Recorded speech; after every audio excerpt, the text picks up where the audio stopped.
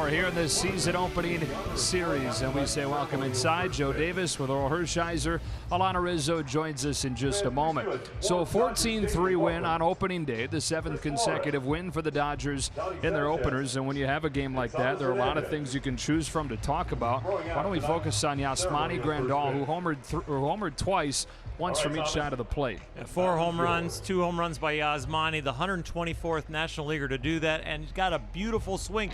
We saw the power last year for sure, and the consistency from the left side. With that on a breaking ball yesterday was the first one in the 3rd inning, and then in the 8th, a swing that he worked on all off-season to improve the righty-handed swing. And you know what? The Dodgers need that because they're facing a left-handed pitcher, and with him being a switch hitter, that right-handed swing counts. It'll be Clayton Richard going for San Diego. We'll get our first look at Kenta Maeda tonight. Yeah, he is very accurate. The slider was the main pitch last year, but when you think about Kenta Maeda, you think about his accuracy. And now working on the fastball in as he does, I think Kenta is going to be on again tonight. Facing the team that he faced off with in his major league debut down at Petco Park last year when he fired 6 shutout innings. It is game 2, Dodgers and Padres on the other side of this break.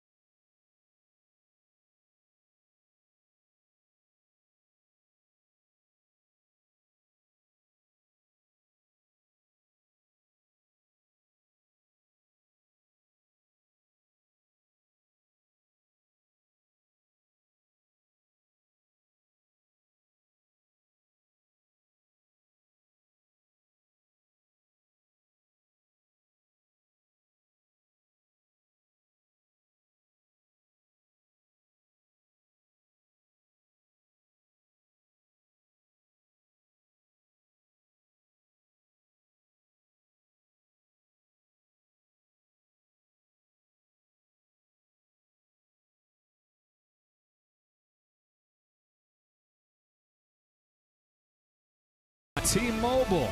Only T-Mobile lets you stream, post, and share all things MLB. With T-Mobile One, unlimited data means unlimited baseball. Rows and rows of Silver Slugger awards here at Dodger Stadium. One of the many and unique things you will see if you come and visit this unbelievable park for an unbelievable franchise. Hello, everybody, and welcome inside Dodger Stadium. I'm Alana Rizzo. The Dodgers are going to add yet another Silver Slugger award to the vast majority that they have downstairs at Dodger Stadium. It belongs to Corey Seager, who won the 2016 Silver Slugger Award in the National League. Of course, also the National League Rookie of the Year. 308 average, 26 home runs, 72 RBIs, and 877 OPS, guys. Pretty amazing award, voted by the managers and the coaches last season. Very deserving, Corey Seager, guys. All right, Alana, and I know you had to find a new place for the old Cy Young thing you won when you won your 93 Silver Slugger, right? You had to find a new spot. Yeah, there's a pitching room and a hitting closet. Right. And it's still fairly empty. Yeah, that's it. One thing sitting in there.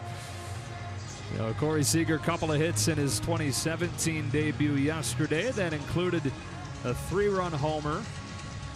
One of the 4 home runs the Dodgers hit in that 14-3 win.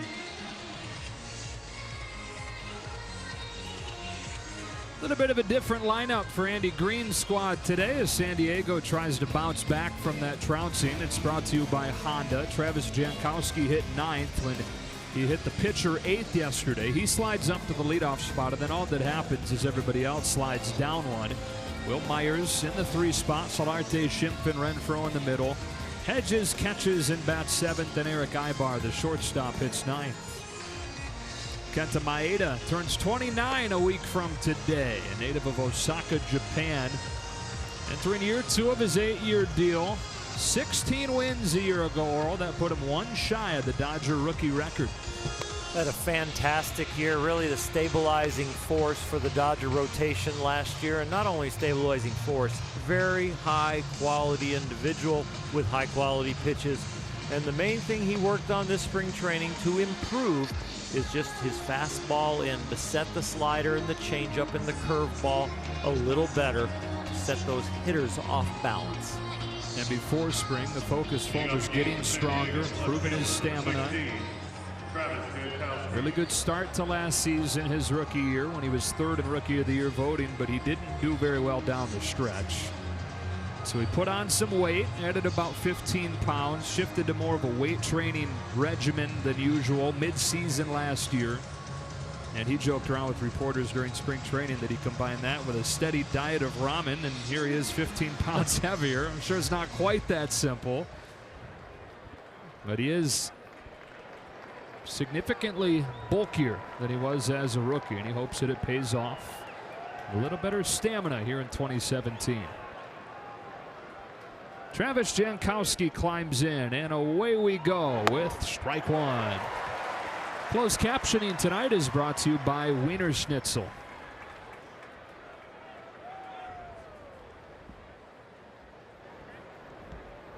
Even with the perceived lack of stamina down the stretch, he's the only Dodger starter that stayed in the rotation all year last year.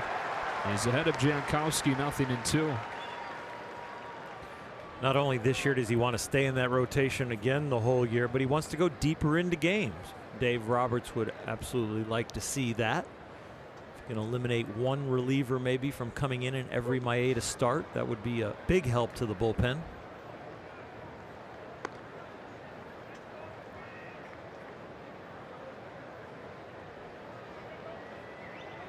Clayton Kershaw, another opening day win yesterday. He's now 5-0 on opening day in his career with a sub-1 ERA. Jankowski leading off the game for the Padres. 2 balls, 2 strikes. Did 9th yesterday, won 1 for 3, scored a run. 25-year-old that had to slide over to left field this year because of the man you see there on deck, Manny Margot. Top hitting prospect in the system. He's a center fielder. Here's the 2-2. And it's full. One of the things that'll help you go deeper into games is when you get ahead of a hitter 0-2 right here in the first inning. This at bat will probably be forgotten by Kenta later, but to take 6 pitches now to possibly finish him off compared to maybe only 3 or 4 to take advantage of the 0-2 count. And he winds up walking him after getting ahead 0-2. Field number 7, Manuel Margot. So a leadoff walk, and here's Manny Margot. Only 22 years old. Debuted last year in September. So many of these guys did, as the Padres finished in last, one of their worst seasons in a long time. They got a glimpse of the future as they try to rebuild this thing after the big spending spree they had 2 off seasons ago. Built it up, now they're tearing it down and trying to rebuild that farm system that they depleted with some of the trades that they made 2 years ago. And that man there, Andy Green, in his 2nd season, trying to steer the ship.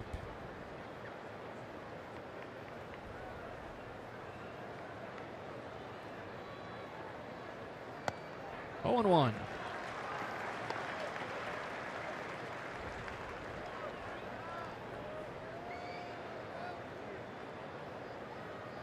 Margot originally with the Red Sox out of the Dominican Republic. Came to the Padres in the Craig Kimbrell deal. That was really the beginning of the teardown. Kimbrell, one of the pieces they acquired right on the brink of the 2015 year. Ball 1. And Margot is a key piece in that deal. San Diego wasn't going to do the deal unless Boston included him.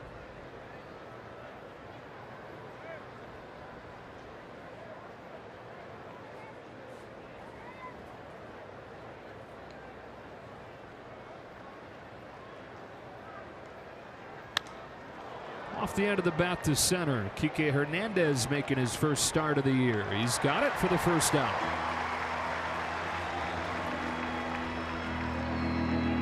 You know, when the leadoff hitter gets on at the top of the game, and now your 3rd hitter's up with Will Myers, you start thinking about the running game a little bit with San Diego. They had a lot of base stealing attempts last year. They're one of the most running teams in baseball, looking for any way they can to create a run. Kenta Maeda's times to the plate are somewhere between 1.2 and 1.6, and I would say the slow ones are more about the quality of the runner, where he can get as low as 1.2 when there's a speedy guy on first. What's average? Average in the big leagues, you need to be below 1.3. Ball 1 on Will Myers. So from the time the pitcher, what you call as a flinch or a move, so he moves his front shoulder or he moves his glove or he kicks his leg, that starts the watch, the first movement. And then when the catcher receives the ball is when the watch is stopped as far as the pitcher's time is concerned. Here's a 1-0. Myers pops it back, and that'll reach the seats. 1-1. Then there's a catcher's time that you add on to that. Right. So from the popping of the glove on the catcher to the popping of the ball hitting the shortstop or the second baseman's glove at second base, that's the catcher's time, and that is somewhere around 2. Anything above 2 would be kind of slow. Anything below 2 for a catcher, 2 seconds, would be considered fast. And then the total time of those 2 averages would be 3.3 seconds, and that's about the speed of a major league runner. From his lead at first to sliding into second. So you're trying to get something on the defensive side less than 3.3, and you're trying to, somewhere on the offensive side, get a good jump and run quicker than 3.3.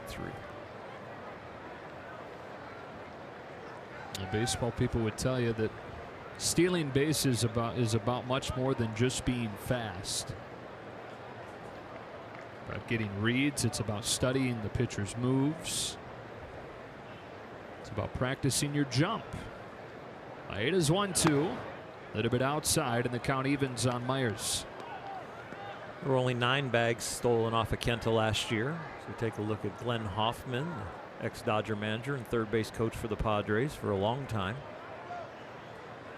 And on an attempt for Kenta, he and the catcher threw out the runner 4 times last year.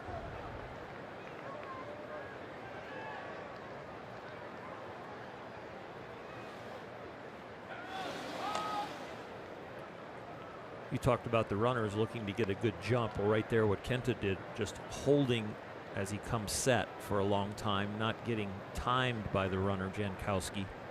Big key to shutting down their jump. And Jankowski can really move. He's already stolen home twice in his career. He's only played one full major league season. Fouled off, and we'll do it again. Those 2 steals of home for Jankowski came in the span of 10 days last August. Stole home twice. Got to be a bit of a maniac to steal home. And he's a former football player, so he's got some toughness in his background. Actually, was more of a football player than he was a baseball player in high school. Got more college offers. Went undrafted as far as baseball out of high school, but ultimately decided to chase the baseball dream. Went to Stony Brook. Remember a few years back they made that run to the College World Series. Jankowski was the star on that team, and that put him on some draft radars. Eventually became a first rounder. Myers works it full, and Maeda's gone full on each of the first 2 batters. Well, right here with Jankowski at first, they might start that runner. Will Myers at the plate struck out 6 out of 11 at bats last year off Maeda, so the Dodgers have a chance right here to have a strike him out, throw him out.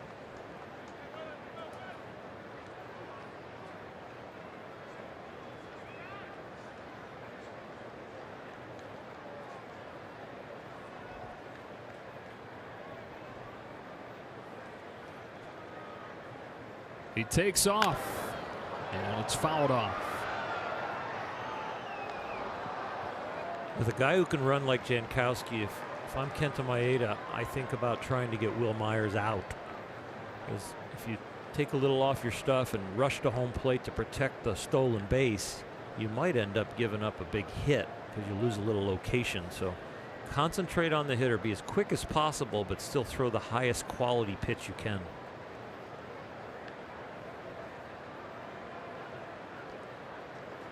He runs again on another 3-2, and Myers really making Maeda work.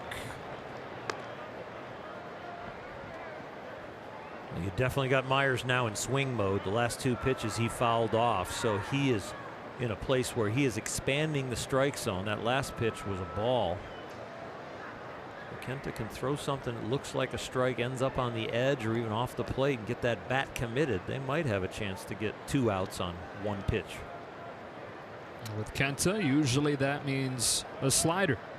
Only 2 pitchers in baseball threw the slider more than he did last year. Got it in the hands, a floater to center that'll sink in, a base hit, and it was read perfectly by Jankowski, who motors into third. Base hit by Myers, and the Padres are at the corners with 1 gone in the first. Myers smiling, Maeda grimacing. Fastball in that he has gained much more confidence in. Wanted to go away. The ball leaked in for a ball inside. Jam shot right here. And Jankowski, when you have that big a jump, if that ball gets caught, you're going to be doubled up at first anyway. So you just continue on to third and hope it gets outfield grass. So just like yesterday, San Diego threatening in the first inning. Became a 14-3 win for Dave Roberts' squad, but it was a 1-0 San Diego lead when Yangervis Solarte, the man that stands in now, brought home the game's first run in the top of the first inning. Solarte, 29 years old. He's in his 4th major league season now. Made his debut after 8 seasons in the minors, bouncing between 3 different organizations. Finally made his debut with the Yankees in 2014.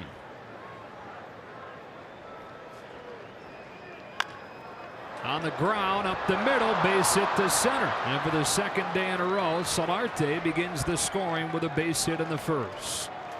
Jankowski in to score. Myers first to third, and it's 1-0 San Diego.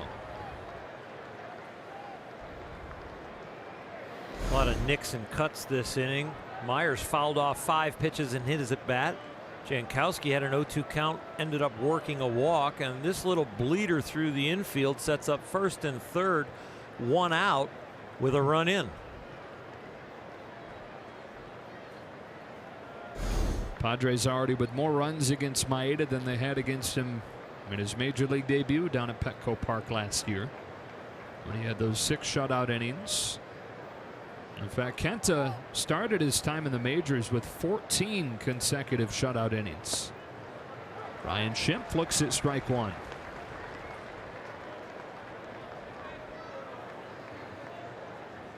Schimpf wasn't yet on the Padres roster when Maeda did that to them on opening day last year. Came up for his major league debut mid-season.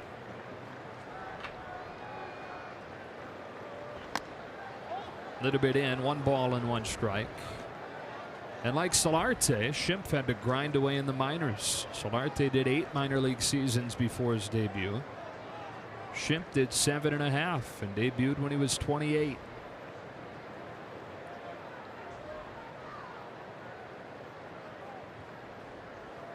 Here's the 1-1, and there's strike 2.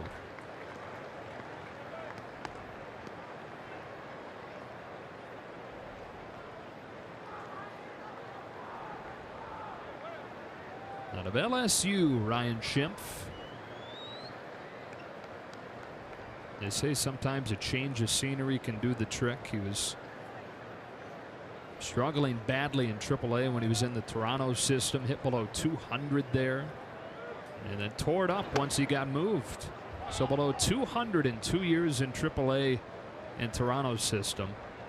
Then last year earned his call up by hitting .355 in San Diego's AAA.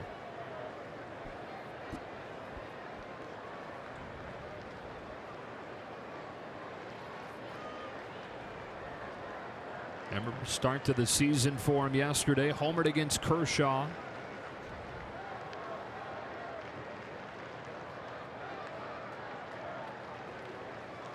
Yeah, waits on another 1-2 from Maeda. Off the end of the bat, down the left field line. Long run Gutierrez. Seager angles out and makes the catch. Myers tags and heads for the plate and scores. They throw behind Solarte, who's in safely. Good base running by Will Myers, and San Diego leads 2-0. Field number 10, Hunter Renfroe. 3 Dodgers tracking this little blooper down the left field line, almost perfectly placed, but Corey Seager, with the best angle of anybody, gets to it. By the time he regains control, the strong arm is just not enough. Gutierrez was over in left center. Justin Turner tough, running straight backwards to get a ball. Seager, with his silver slugger that he was presented earlier today, grabs that like a Gold Glover.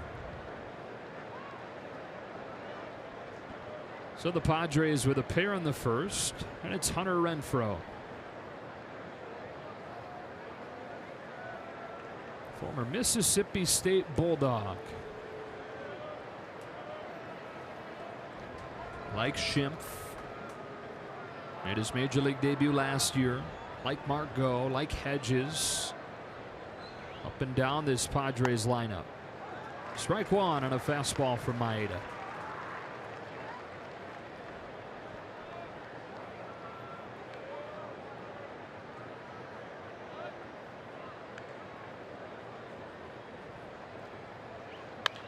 Breaking ball dragged to the hole at short. Seager looks at second and goes to first late.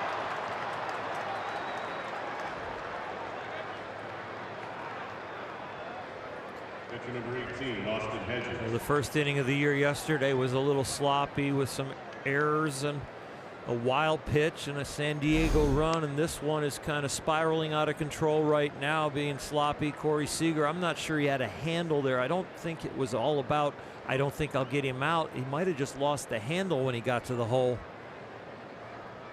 Kenta Maeda's pitch count is starting to escalate now at 26, and he started the inning with an 0-2 count to the leadoff hitter that led to a walk. So walk and 3 singles as Rick Honeycutt looks on, and Austin Hedges stands in with 2 on and 2 out and takes a breaking ball for strike 1.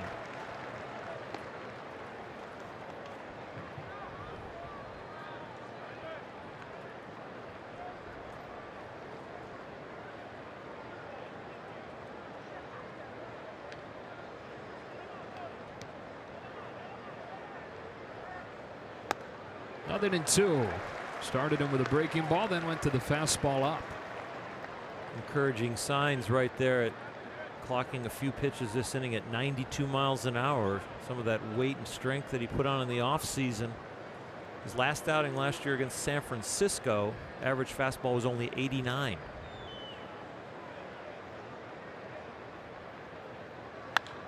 And a high fly ball to left center. Hernandez coasts under it and brings an end to this long first inning. LeMahieu nears 30 pitches. The Padres get 2 against him. The Dodgers come to bat right after this.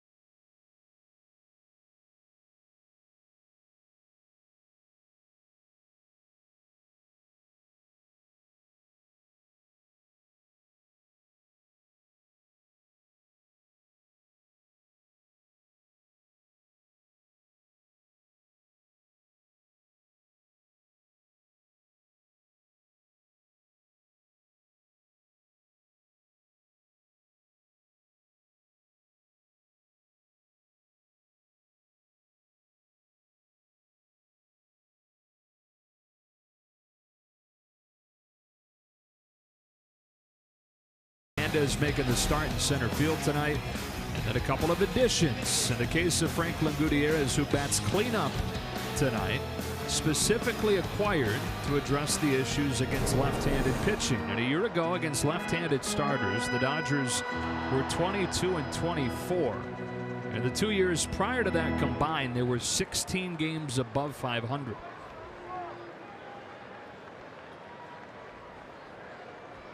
And so Richard ready to work against his old Padres teammate Logan Forsythe, who bats leadoff this evening and takes strike one.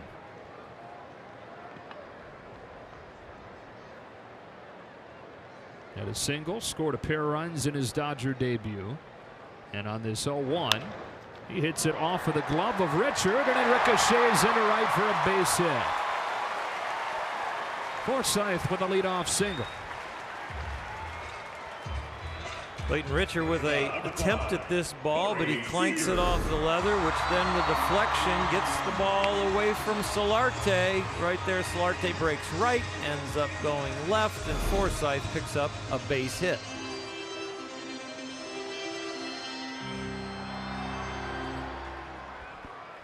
And so now the Silver Slugger, newly anointed, Corey Seager.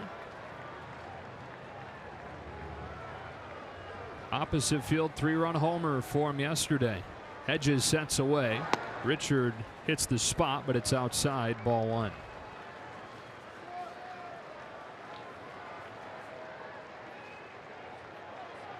It's been a long road for Richard to get back here to San Diego. His second stint with the Padres. Battled shoulder issues in recent years. Seager swings and misses, loses the bat, and it's 1-1. And while he goes and grabs the bat, gives us a moment to show you the full Dodger lineup. It's brought to you by Honda. Totally different look to it with a left-handed starter on the mound today. We mentioned Gutierrez hitting cleanup. Puig slides up to the 5 spot.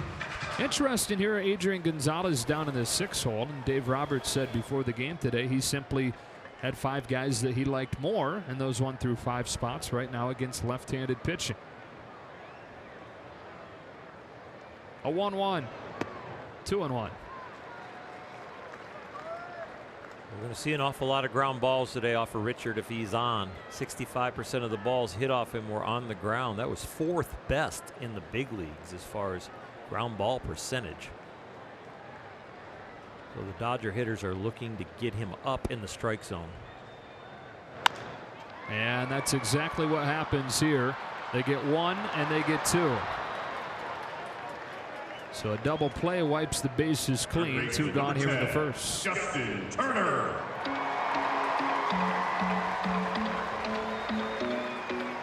Mid-60s at first pitch tonight. Great crowd on hand for game 2 of the season. Justin Turner in game 1 had 3 hits, knocked in a run, scored 2. Spoke after the game about the quiet confidence this club has right now. And nobody exudes that more than he does.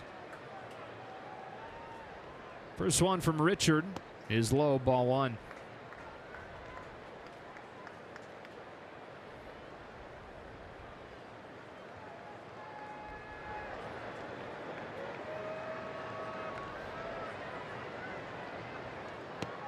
Two and 0.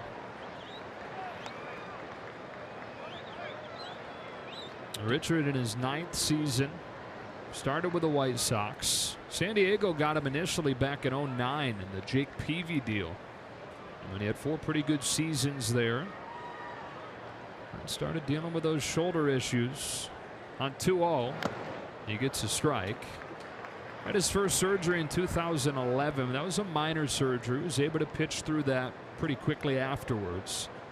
2 years later, though, on this mound at Dodger Stadium, left the game after 2 pitches and knew that something was seriously wrong in that left shoulder of his, and soon had season-ending surgery.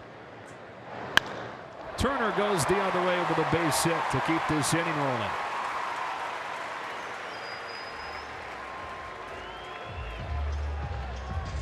Fielder number 28, Franklin Gutierrez. Justin got ahead in a 2-0 count, swung through a 2-0 pitch, but stays on this one.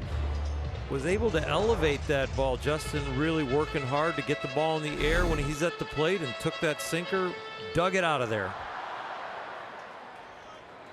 Brings up Franklin Gutierrez. Came in late yesterday, had a strikeout in his only appearance.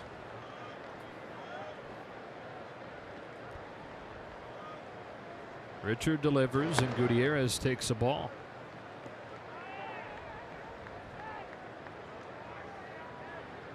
One of the best hitters against left-handed pitching in baseball the last couple of years. Well, he's with the Seattle Mariners.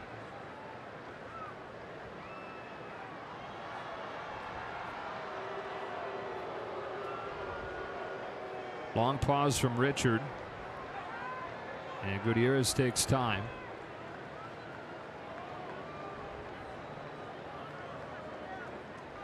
So that first surgery 2011 for Richard, then had the surgery mentioned in 2013 after leaving the start here at Dodger Stadium. Had another surgery a few months after that. 2-0 on Gutierrez. That was to relieve thoracic outlet syndrome you hear so many pitchers these days deal with. It involved removing a rib to relieve some of the discomfort he had in his shoulder down his side. And with those 2 injuries combined, he missed an entire year, all of 2014. Gutierrez skies one to center. Back on it, Margot with room. Just got under it. Dodgers with some solid contact in the first, but nothing to show for it.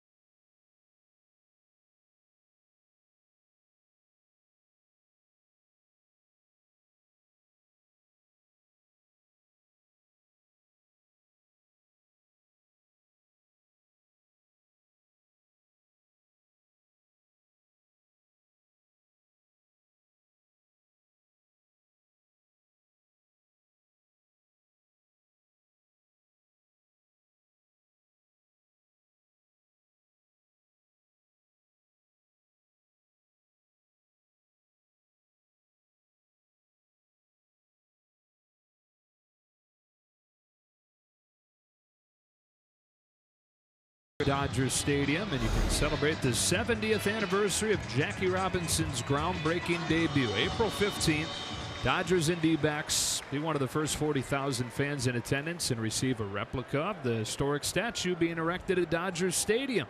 Presented by Bank of America. Visit Dodgers.com/promotions. And that, of course, as always, Jackie Robinson Day around Major League Baseball. Kenta Maeda goes back to work. 8-9-1 in the order. It's Eric Ibar attacking the first pitch, strike one. And check it out. They tell me this is the only one in the building right now, so we've got to be really careful with it. Wow. But a replica of what they're putting up outside. First statue in Dodger Stadium. Absolutely amazing. And to this day, of course, Jackie's number is retired, and there is a Jackie Robinson Day where all the big leaguers wear 42, and that is so well deserved, and the statue is so well deserved also. Now then, in 2 on Ibar. Richard and Jankowski to follow in this inning. 6 pennants in the Dodgers' first World Series in Jackie Robinson's career. And an opposite field knock for Ibar. Gutierrez over to cut it off, but not before Ibar moves into second with a leadoff double. Pitcher number 3, Clayton Richard. This ball just finds the line. Maeda will critique himself on the height of that pitch because now it gets hit in the air instead of on the ground, and it's a lot easier to get a hit when you hit it down the line if it's in the air. Not many fielders there. So it's already 4 hits against Maeda. In the corners on the grass in a by-the-book bunt situation for Clayton Richard. Who can handle the bat? He's a good athlete. She went to Michigan on a football scholarship to play quarterback there. Breaking ball, 1-0. One of the first 2 sports stars at Michigan as far as baseball and football are concerned. Richard won Mr. Football and Mr. Baseball in Indiana when he was a senior in high school. And he was valedictorian of his class. Bunts this one. Maeda gets it off a bounce, checks third, and goes to first. Richard gets the job done, 1 away. That would take a full commitment by Kenta Maeda to not really check on the runner moving from second, third, but just know in your head, your baseball clock, that he had to semi-freeze because the bunt was in the air and just come up gunning because he went to gather more information after receiving the ball. Had to get the out at first.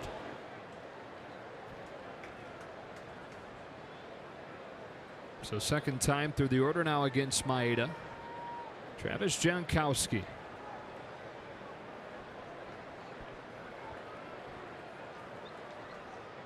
So back-to-back guys with football backgrounds. Just talked about Richard. We mentioned Jankowski during the first inning. He was a receiver.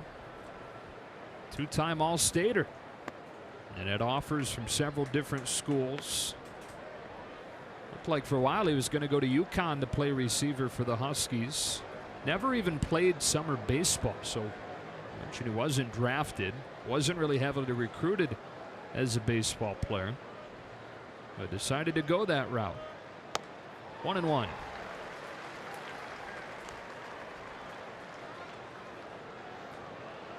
It's interesting that all the great athletes that are around in other sports, but maybe never attempt a certain sport where they could get to the big leagues. Or to the NFL or the NBA. Squeeze plays on. It's popped up, caught by Maeda, and this will be an easy double play to finish the inning. Dodgers get out of a sure jam right there. Ibar started the inning with a double, advanced to third perfectly on the bunt, but this one backfires. Maeda's got it, feeds Turner. Ibar can just watch.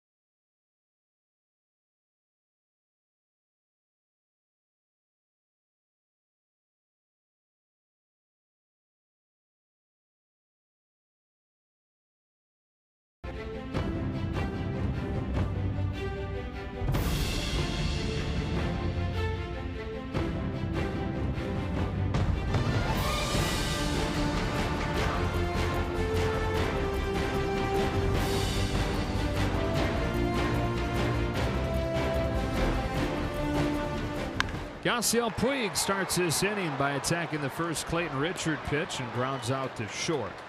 Dodgers had 14 runs on 14 hits yesterday, including the 4 home runs. That's 29 runs on opening day against San Diego over the last 2 seasons. First time that ever hit those 4 home runs in an opener. Jock Peterson had the grand slam, and a couple from Grandal, 1 from Seager. So 1 pitch and 1 out, and here's Adrian Gonzalez.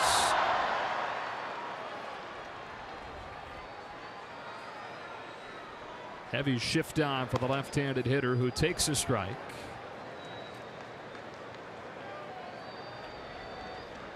That's Solarte, the third baseman, out in short right field. They set away on 0-1, and he beats the shift to left.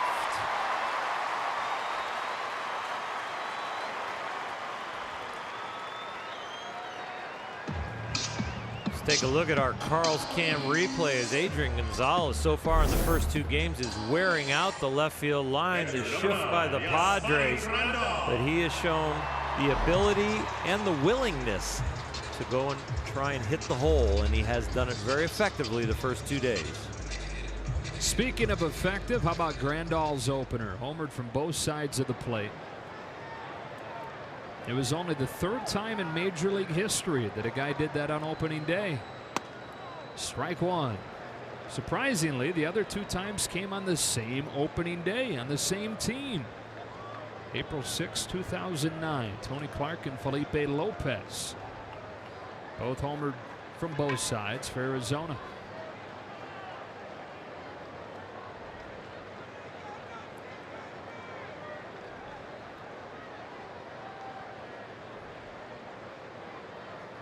Richards 0-1.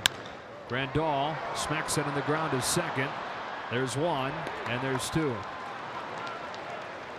So a double play, and despite the base hit from Gonzalez, the Dodgers with nothing to show for it, and it's 2-0 after 2. There's the Dodgers grass crew driven by that.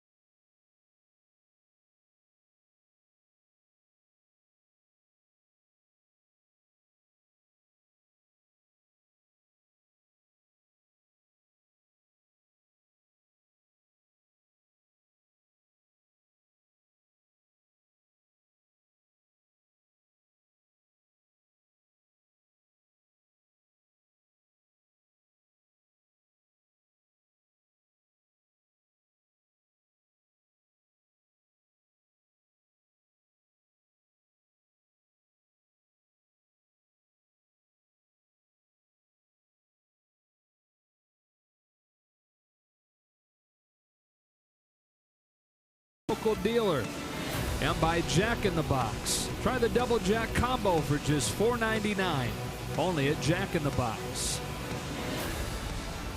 Willie Randolph on the left, Tony Gwynn on the right at the '89 All-Star Game.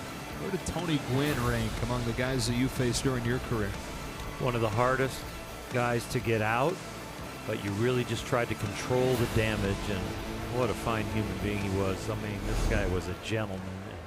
Had no ego for everything that he had done and did.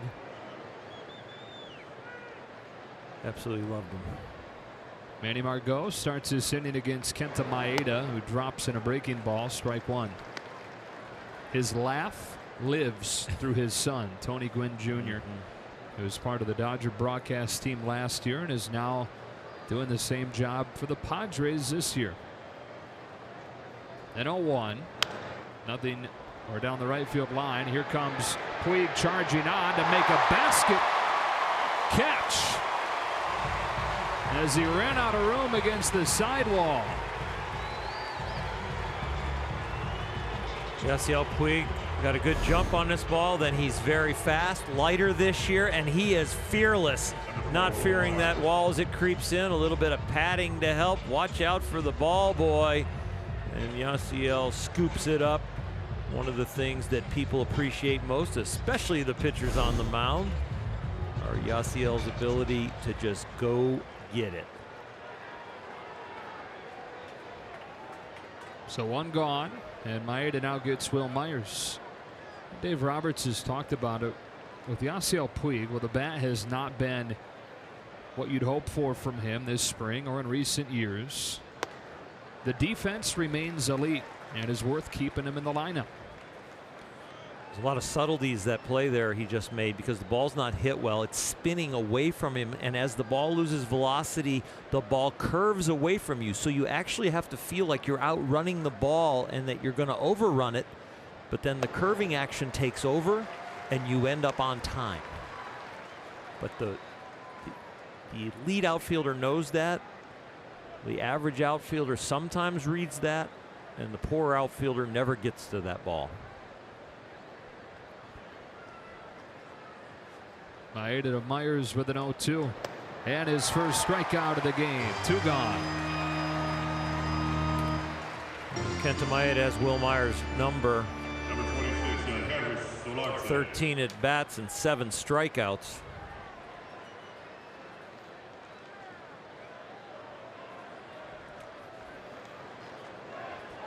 Two up and two down, and it's Solarte, who drove in a run in that 2-run first inning.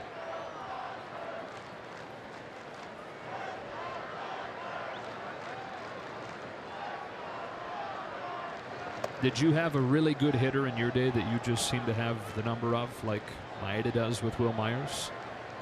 I think sure anybody, few, but yeah, anybody who has a computer in front of them will probably find the guy exactly. But yeah, I think they were there, but I still respected them.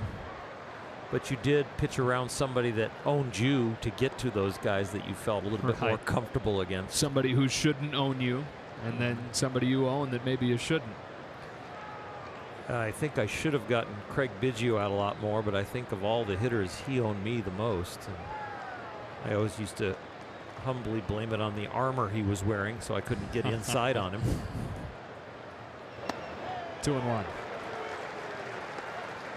That curveball from Kenta Maeda, he does a nice job stealing strikes with it. 0-0, he'll steal a strike with it. He'll also use it to get back into counts.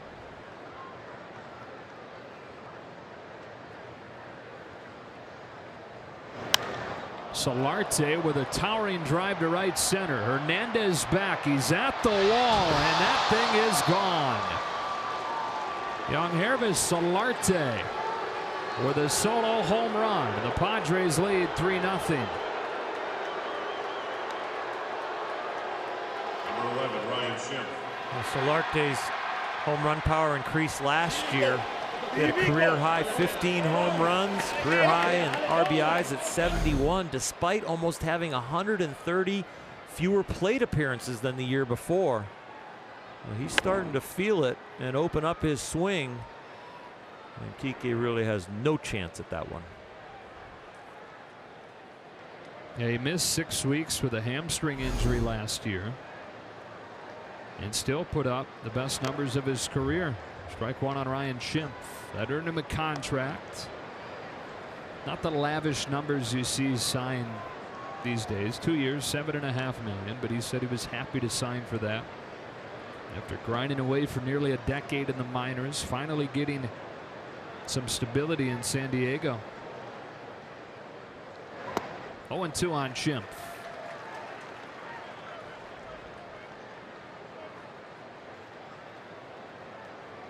A little like Justin Turner, he really concentrated on getting the ball in the air more.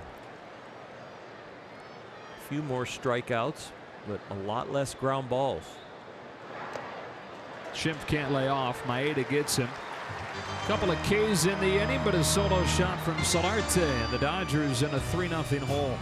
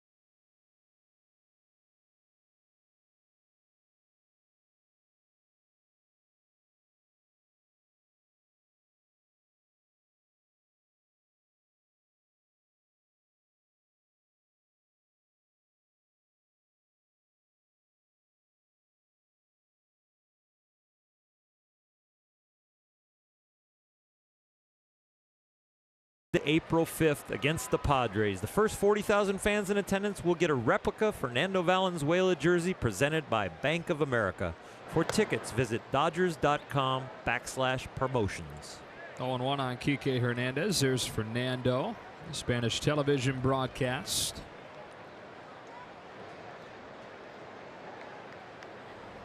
I think it's so perfect that that giveaway is in April. That's when Fernando Mania swept Los Angeles, 1981. Through 8 starts, that man there was 8-0. 5 shutouts over those 8 starts. Hernandez gently towards third, and it will roll foul, 1-2. 4 earned runs in those 8 games total. He went 9 innings in all 8 of them. And he wasn't even originally supposed to be the opening day starter. It took Jerry Royce aggravating a calf injury right before opening day for the skipper to say, hey, Fernando, you're up on opening day as a 20-year-old kid. And did as much for this franchise as anybody. The 1-2. Hernandez fouls it off. You were in Double-A at the time, and you guys even felt Fernando Mania in San Antonio. We sure did. Ducky LeJohn, our manager in Double-A, is because we were so close to Fernando. When his nights and when he pitched, they put a little TV in the corner of our dugout. They wired it up so we could watch him pitch. Then when he made the All-Star team,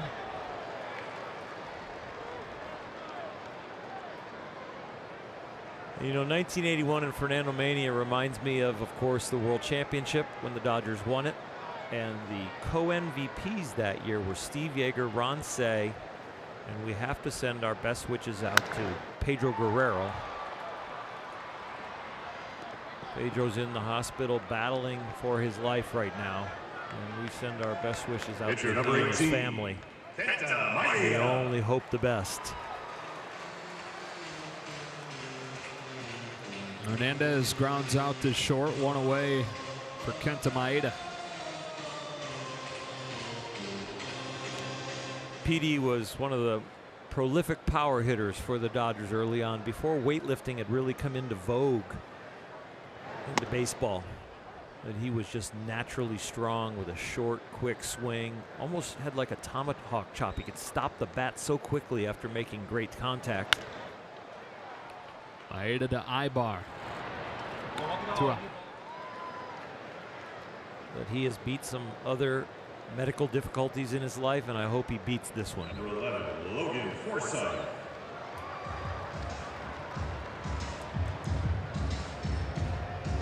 Two outs in the third, second time through the order now. Here's Logan Forsythe, who has one of the Dodgers' 3 hits. Started the game with a single.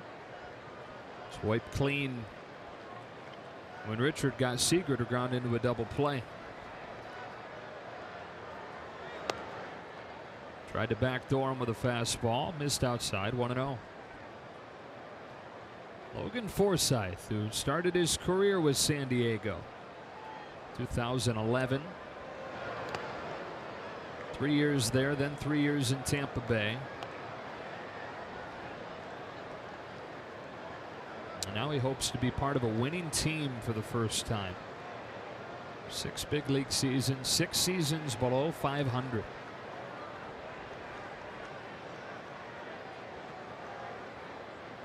Waits on a 2-0 and takes ball 3. You know, he was hit twice yesterday. And it had to take him back some to last year when he fractured his shoulder blade early on in the season. Wore a Felix Hernandez fastball in early May, missed a month because of it. That seems remarkable that he only missed a month after fracturing a shoulder blade. It's one of the things he's known for, though, is his toughness.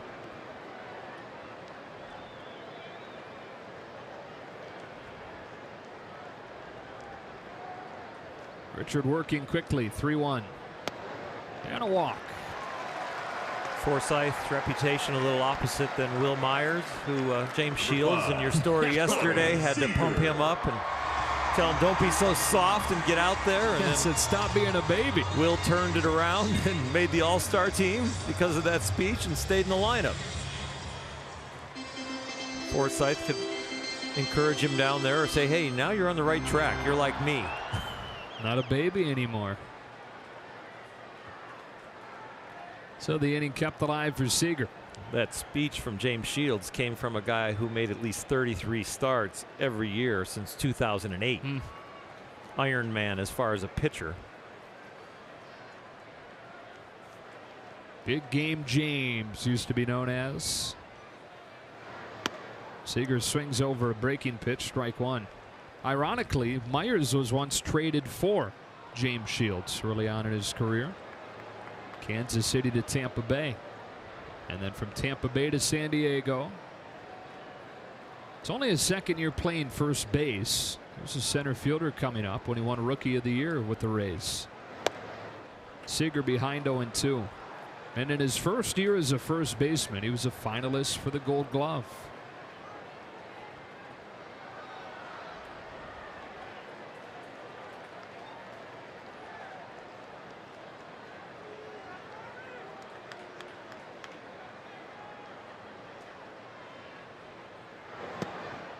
One and two.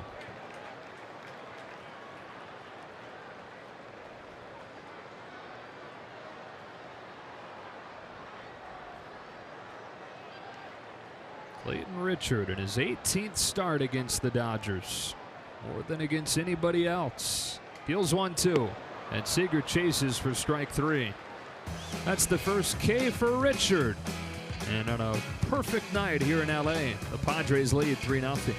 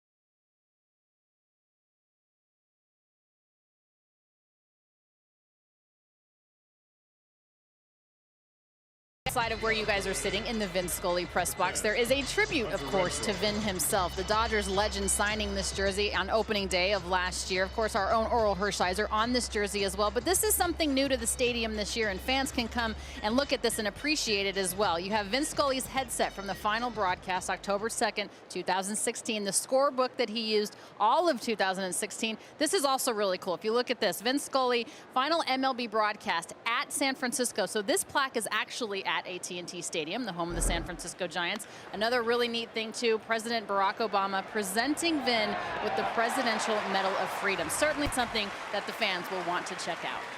Yeah, it's definitely worth going and taking a look. I don't know if you had a chance to see it today, Oral. Bill Plaschke wrote a great article in the LA Times. He stepped out of the press room yesterday and decided to give Vin a call. What in the world would Vin be doing on his first opening day without baseball since 1949? And Vin had just left the car wash. Bill asked him how he was doing, and he said, "I'm fantastic. My car is clean." But he said most of the day was spent, in Vin's words, doing America's other pastime, Bills. Strike on Austin Hedges.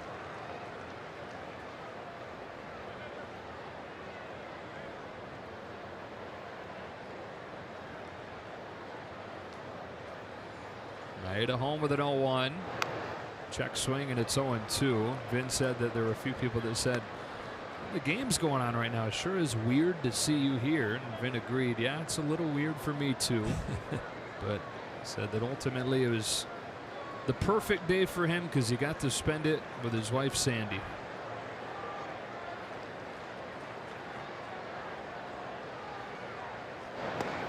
One and two.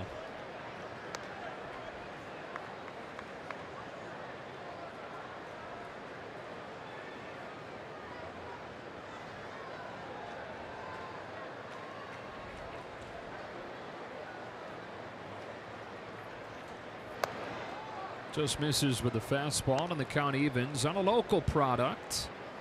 Austin Hedges from Orange County. Went to J. Sarah High School. And then the Padres drafted him in the second round, and he decided to sign instead of going to UCLA.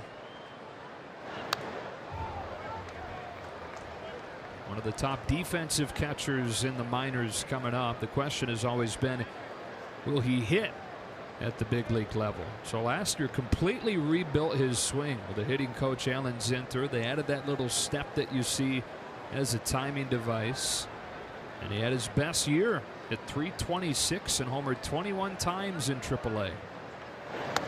But Maeda gets him here. He's the third strikeout victim and the second out of the fourth. Fastball in that sets up the slider away, but with Kenta, in some ways, the slider sets up the fastball in.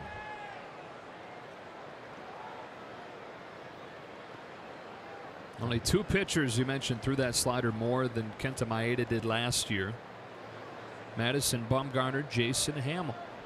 And the fastball, only one pitcher threw that less, Adam Wainwright. That's a strike on Eric Ibar.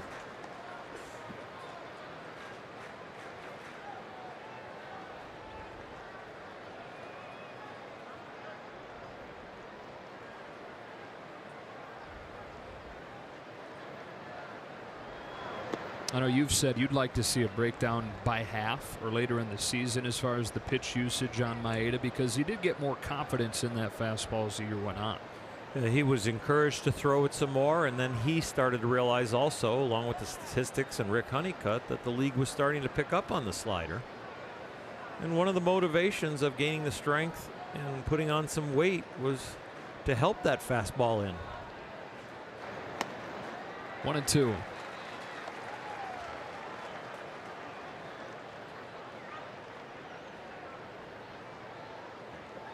It's like that curve so far tonight. He's allowed 3 runs on 5 hits. Trying to work his first 1-2-3 inning. Padres got 2 in the first, a base hit from Solarte, sacrifice fly from Schimpf, and added a run in the third on a solo homer from Solarte. Maeda to Ibar with a 1-2. And a drive down the right field line, but he's out in front of it, and it's just a loud strike.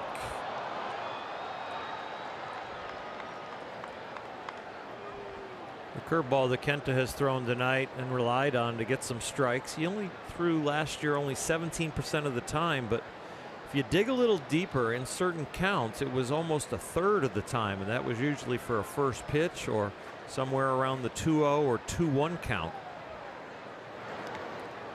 But that's not really giving anything away. You study the numbers that deep as a hitter and you go, all right, you've built it up to tell me 1 out of the 3 pitches in those counts are going to be a curveball and you want me to sit on it?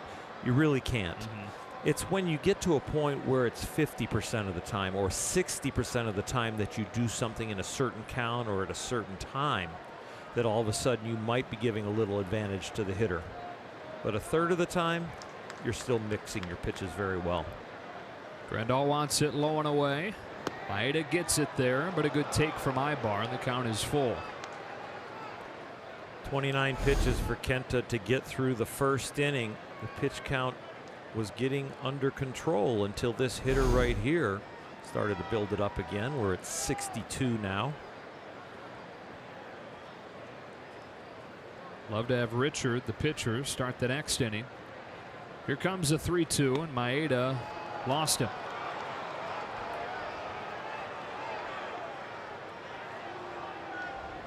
Number 3, Second Richard. walk of the night. Dave Roberts wants to know from Alfonso Marquez where that was. Well, from either bench, you don't know width, but you do know height, and that ball is inside. But from the side angle, maybe Dave Roberts thought it grazed the hollow of the knee, and that's what they were yelling about.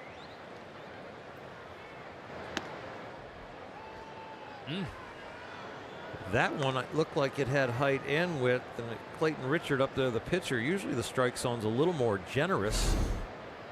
Take a look at this one, you umpire at home. And it's not the kneecap, it's the hollow of the knee. 1-1. Alfonso Marquez, home plate umpire tonight, 44 years old. He's done a few World Series. Hails from Mexico. 1-2.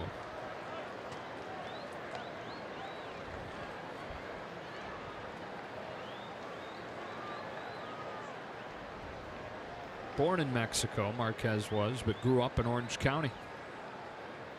Went to Fullerton Union High School.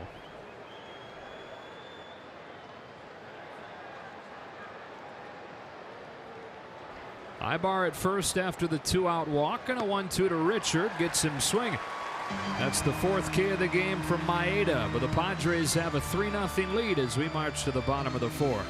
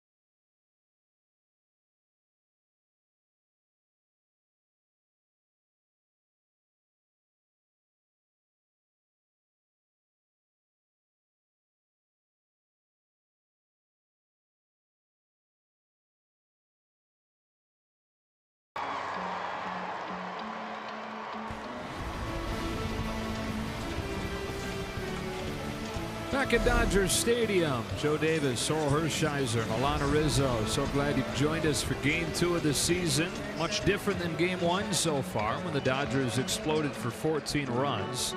Through 3 innings in this one, Clayton Richard has held them off of the board on 3 singles.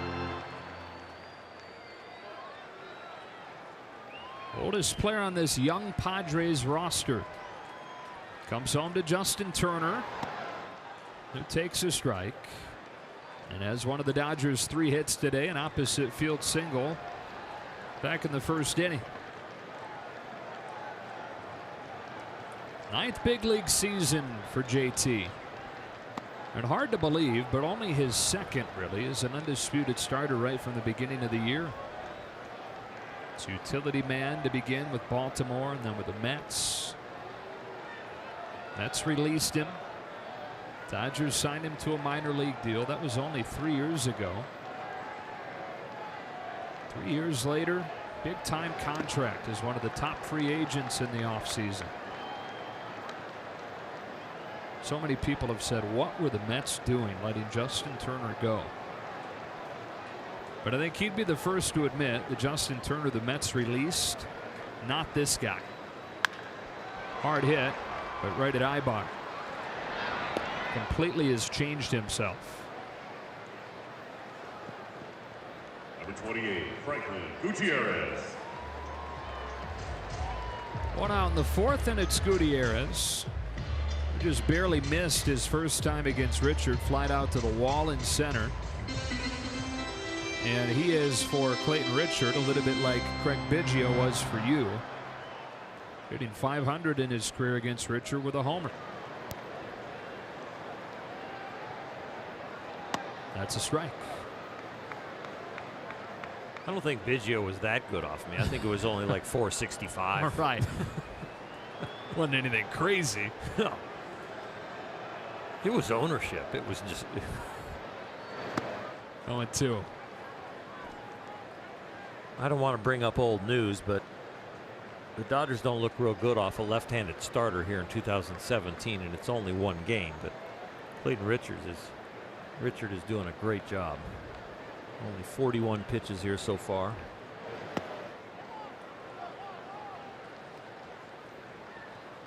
And a lot of ground balls. Last year, 65% of the balls hit off of him were on the ground, and he's bucking that trend. He's improving on it.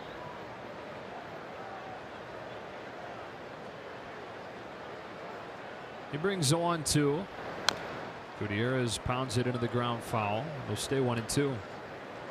Clayton Richard mentioned missed all of 2014 after the shoulder surgeries. His first stop in his comeback was in Double-A Mobile in the Arizona Diamondback system, and his manager, Andy Green. The 1-2. Gutierrez shoots a base hit to beat the shift.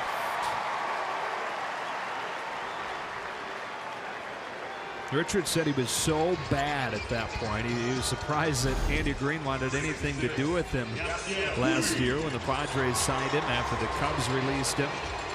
And Green said, yeah, I remember that he wasn't at his best pitching, but what stood out to him and what stuck with him was the attitude that Clayton Richard brought to the park every day. Here's a guy at that point that had had several successful major league seasons, and he was bringing a smile and a hard-working attitude to the Double-A park on a daily basis. Yasiel Puig, strike 1. Dave Roberts said the same thing. Talked to him today about Clayton Richard. They were together in San Diego, and Dave was on that staff. Always one of the great leaders, he said. Can allow you to stick around a little bit longer if the stuff's not as good. 1-1.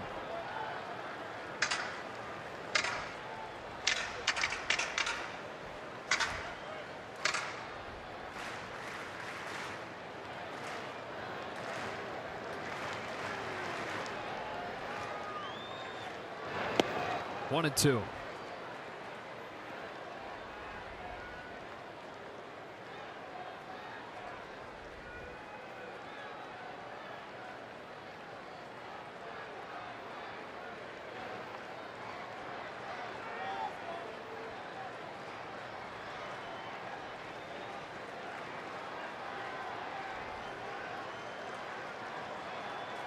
Puig's 0 for 1. He grounded to short his first time.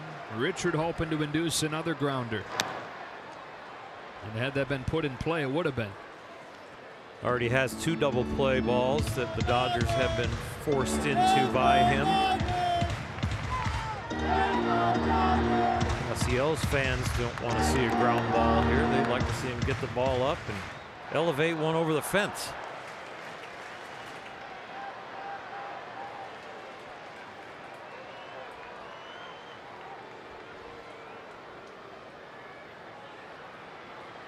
Set your sights up. Leave the one down by your knees alone because it's not going to end up there. It's sinking about 6-8 inches. So if it looks like it's at your knees, it's going to end up at your shins.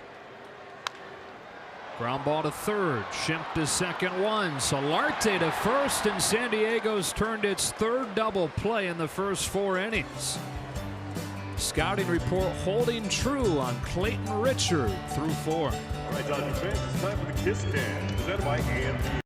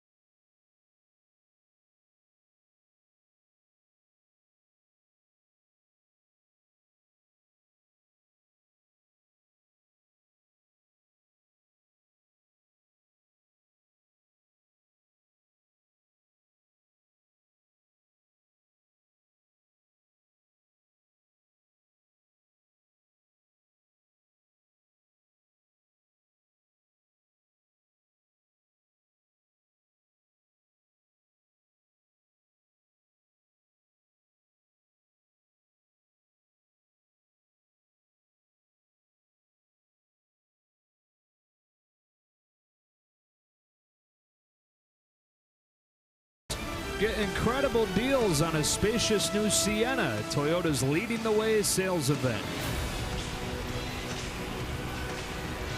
Saw Adrian Gonzalez there back in his days in San Diego. It's hard to believe that there were 2 organizations for Gonzalez before he was a Padre, because your mind tends to, when you see a guy in a certain uniform for long enough, latch onto that picture. Adrian was the first overall pick of the Marlins and traded to Texas, where he made his major league debut in spot duty before San Diego eventually acquired him.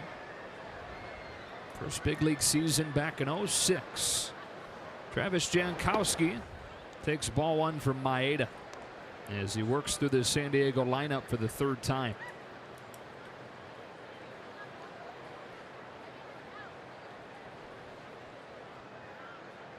Jankowski 0 for 1.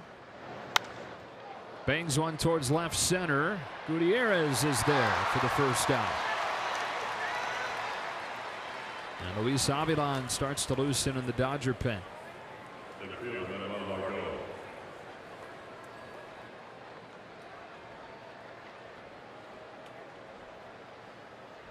Couple of reasons for Avilan up. Maeda's pitch count at 69. And also the fact that Kenta will be the 4th hitter next inning for the Dodgers.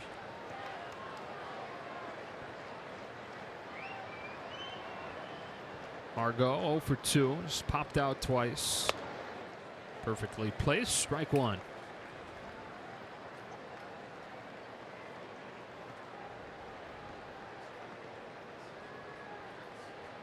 Three runs on 5 hits for San Diego. No runs on 4 hits for the Dodgers. Maeda home with an 0-1 pitch. And a breaking ball. Big bouncer over the mound. Margot can fly. Seager has no play. It's an infield single with 1 gone here in the 5th. First baseman Will Myers.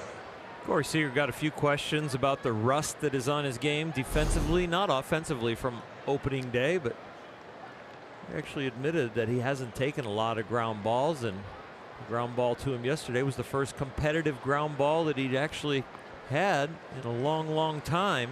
Right there, his hand getting in the glove, you saw the fingers were on the backside of the ball instead of underneath it, so he couldn't get a grip. Yeah, you're right. He said that in the 5 games, the official games that he played in Cactus League action, he didn't have one hit to him. And so the ground ball that he had to begin the game yesterday, first one in a real game, including spring training since, I guess, game 6 of the NLCS last year. He skipped that throw by Adrian Gonzalez. The next one he skipped as well, but he joked around. I got that one a little bit closer and said, I think my next one I'm going to get it to him on the fly. Here's an 0-1 to Will Myers. Instead of toss to first.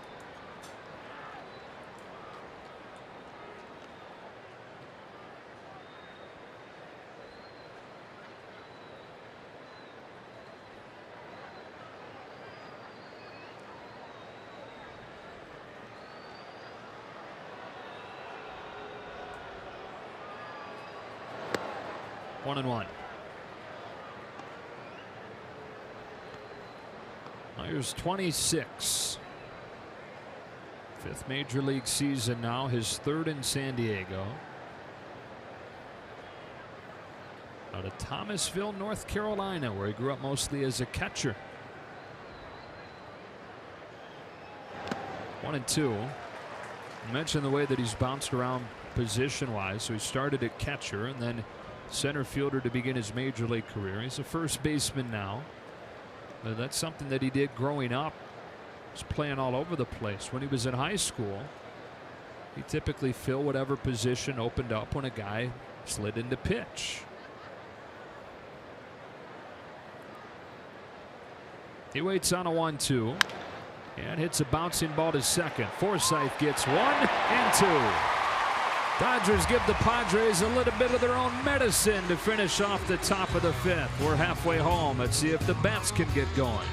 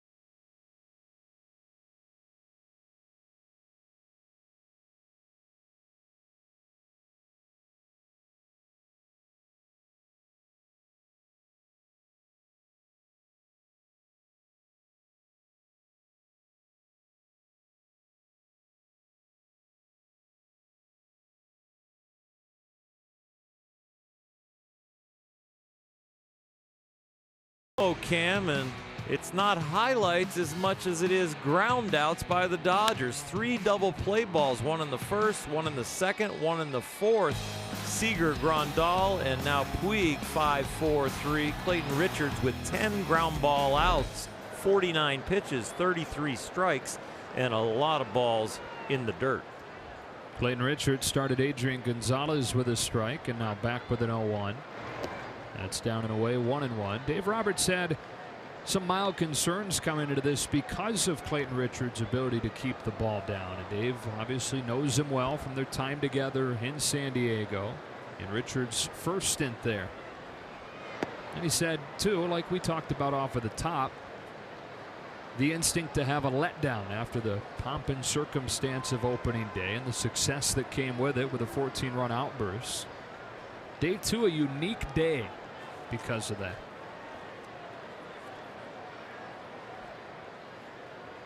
Gonzalez beginning the 5th for the Dodgers and going down swinging. It's only the second K for Clayton Richard. One out in the 5th. Couple Ks, only one fly out, and then all those ground ball outs, 6 of them with double plays. This is the scouting report on Clayton Richard. And what the Dodgers coming into the game wanted to do is make him get the ball up and take those balls down by the knee, force him to bring the ball up. Left one up there, and Grandal poked it foul. When it's high, let it fly. When it's low, let it go. Pretty much the same strategy that you would have off a knuckleballer.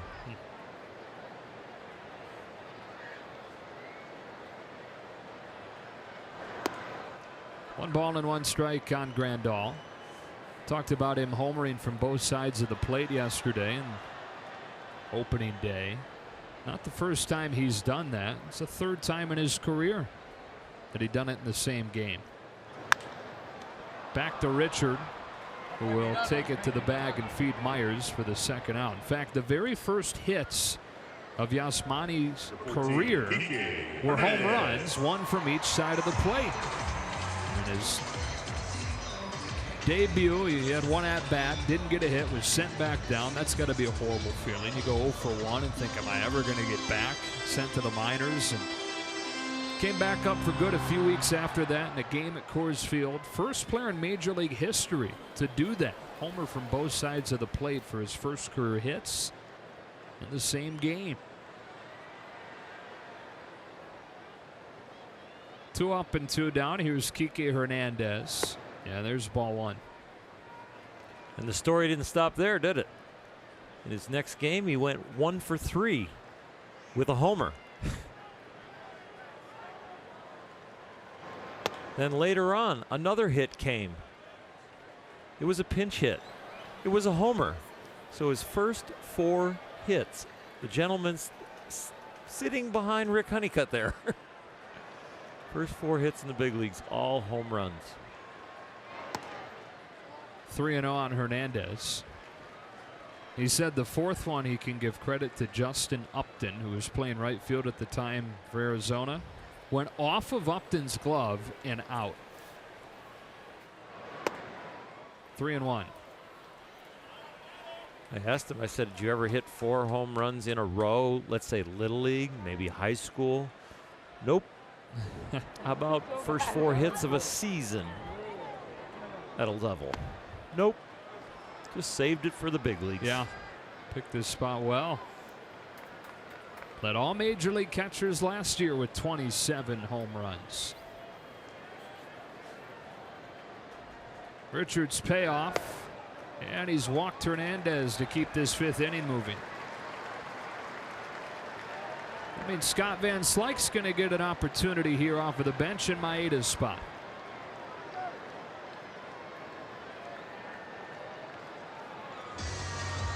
It's hitting number 33, Scott Van Slyke.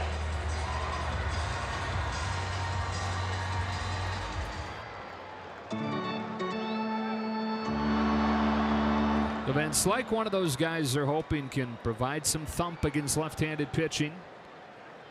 Dealt with the injuries much of last season, really much of the last 2 years. But when he's been healthy, he's been really dangerous against lefties.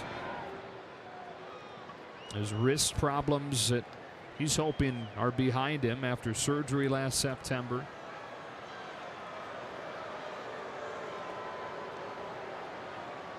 Final line on Maeda.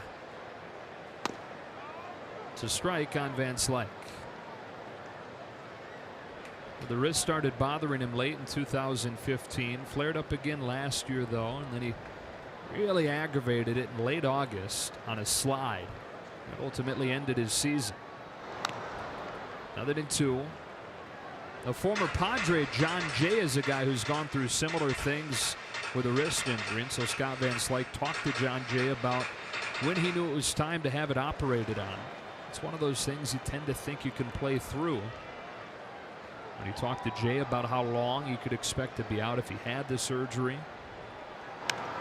and decided to pull the trigger on it, so he didn't let it linger further on and then have to miss time in the spring. He had it right away after he aggravated it on the slide. And so he had a decent offseason and was fully healthy when he got to spring. Waits on an 0-2 and rips one to third, caught by Ryan Schimpf. Hit it hard, but Schimpf was there, and the inning is over. We're through with 5 when the Dodgers trail the Padres 3-0.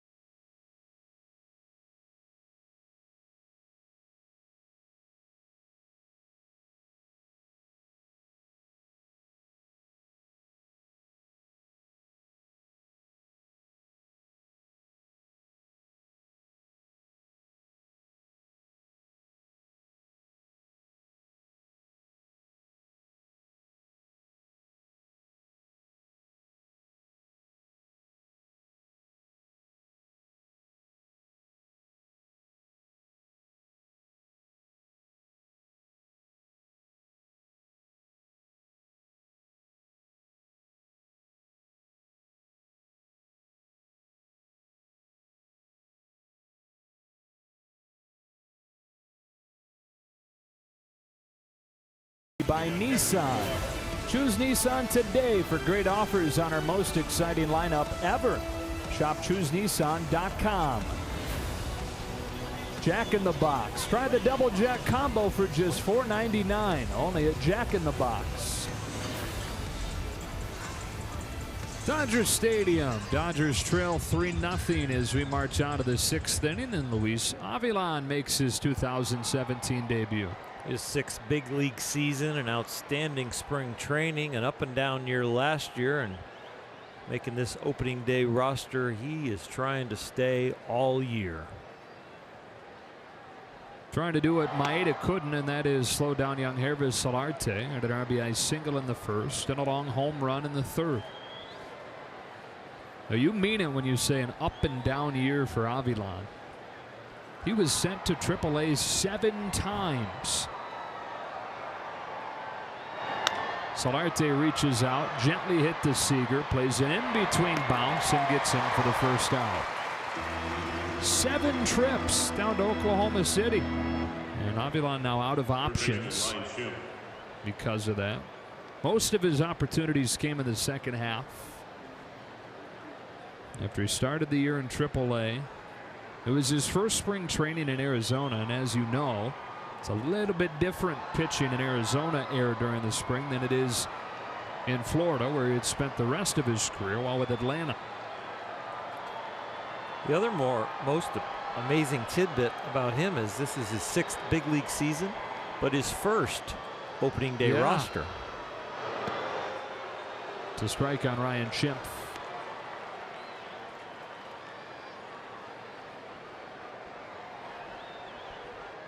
Made his major league debut in 2012, Avilan did.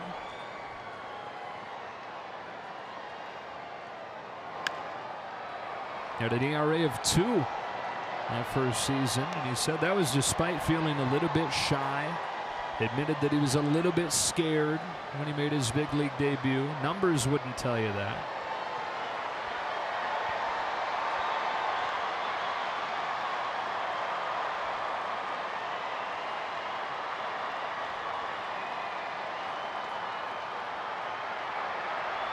Avilon to Schimpf with an 0-2, and it bounces in, ball 1.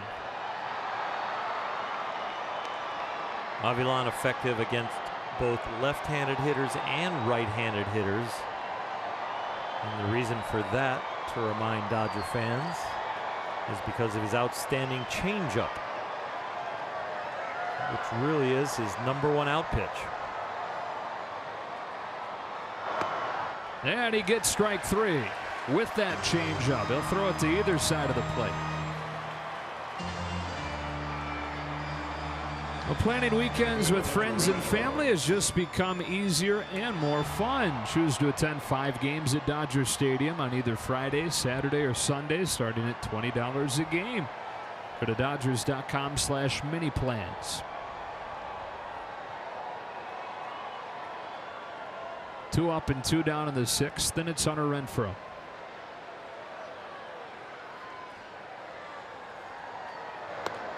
One and 0.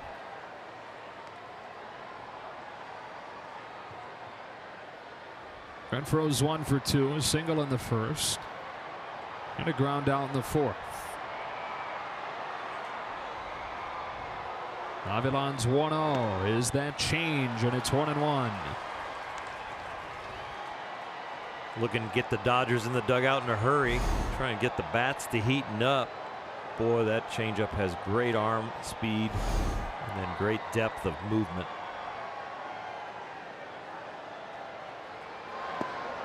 One and 2. One of the things that starting pitchers worry about when you're sitting on the bench and you know you're starting the next night is sitting there and watching your offense explode for 14 runs, and in the back of your mind you're thinking, save some for me. Right. See if they go to it again. This time Renfroe lays off.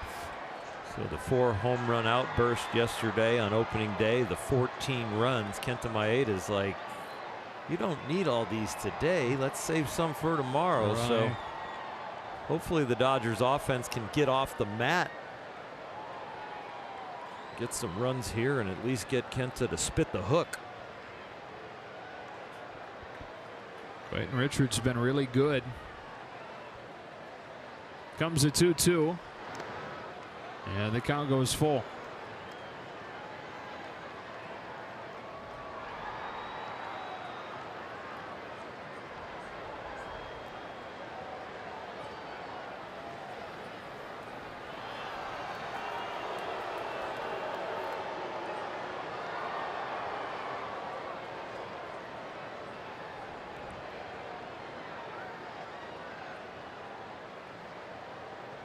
Grandal again sets down and away, and on the payoff pitch, a ground ball to third, Justin Turner. Luis Avilon with a 1-2-3 debut here in the new year. To the bottom of the 6th, still 3-0.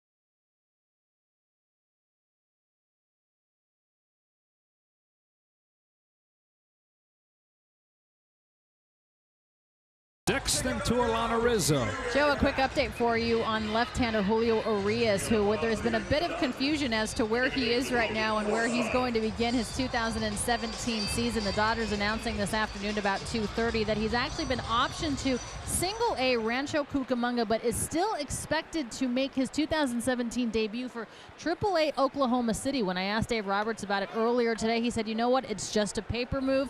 He did throw a side session recently, and he will make his debut for OKC. All right, Alana, Logan Forsythe in the top of the Dodgers order. It's 0-1. Now, this has been the plan, developed over the last few months, over the last couple of years, to ramp Urias up. Forsythe perfect today. Couple of base hits with a walk.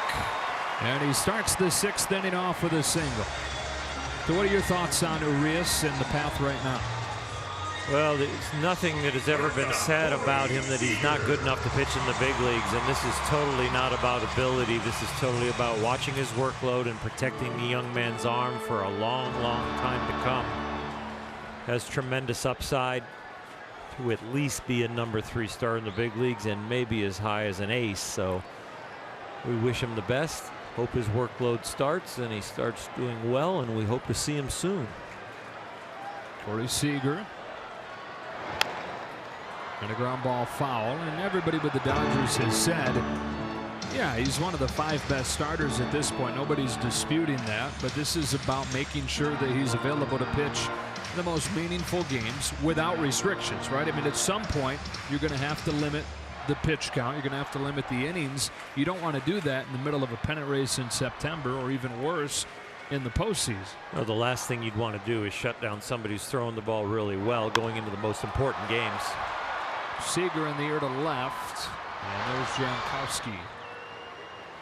And the expectation is that Julio will be one of the best starters on the Dodgers by the end of the year, if things go according to his potential and what he has shown up here already.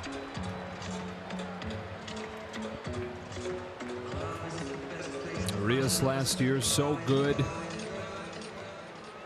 Remember the final few months.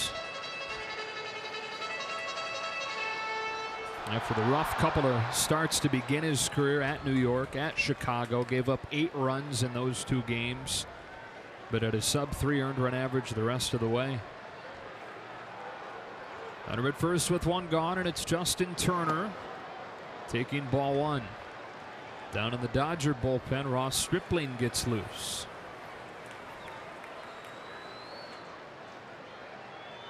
Only 71 pitches for Clayton Richard. The Lafayette, Indiana native pitches 1-0, and Turner takes a strike. It's the first time since 2013 that Clayton Richard has opened a season in a rotation. That's the year that he went down for the shoulder surgery, missed the entire next year. That was mostly out of the bullpen the last 2 years with the Cubs. Turner says that got him. Home plate umpire Alfonso Marquez says no. This is reviewable by replay. Dodgers will have 30 seconds for Dave Roberts to let them know they'd like to look at it. Looks like it hit his back toe, if anything. If anything.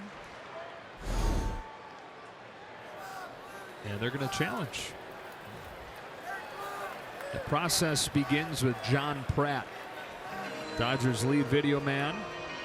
Underneath, taking a look, relaying it as you see to the bench coach Bob Guerin, who relays it to Dave Roberts, who relays it on to the field. That sequence has to happen awfully fast with the new rule that teams that would like to challenge have 30 seconds. And in some ways, John Pratt, back in the video room, almost has to trust the reaction of Justin Turner as much as he does the video information he's getting that quickly. So I think the combination of Justin's reaction and John, what he saw back there, put the Dodgers into a reviewable mode. Now, a couple of those last angles we saw, it changed my mind. I think it did clip his toe. A little bit more from the overhead shot than the shot from the side. See it change directions in that shot. So they're now, as you know, on the phone with the New York Replay Center.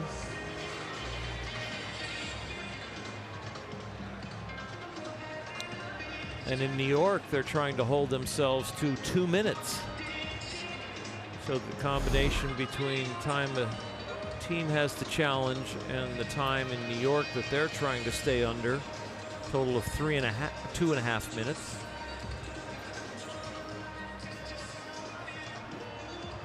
And they're going to say that it didn't hit him. So that will no doubt be a call stands as opposed to confirmed. There's not enough there to be able to overturn it. Still Turner ahead in the count, 2-1, with the Dodgers down 3-0 here in the 6th. One of the best at faking getting hit was Derek Jeter. Yeah. He had a few that later on before replay, and he's standing at first, and the replay shows that the ball missed him by a good 6-8 inches.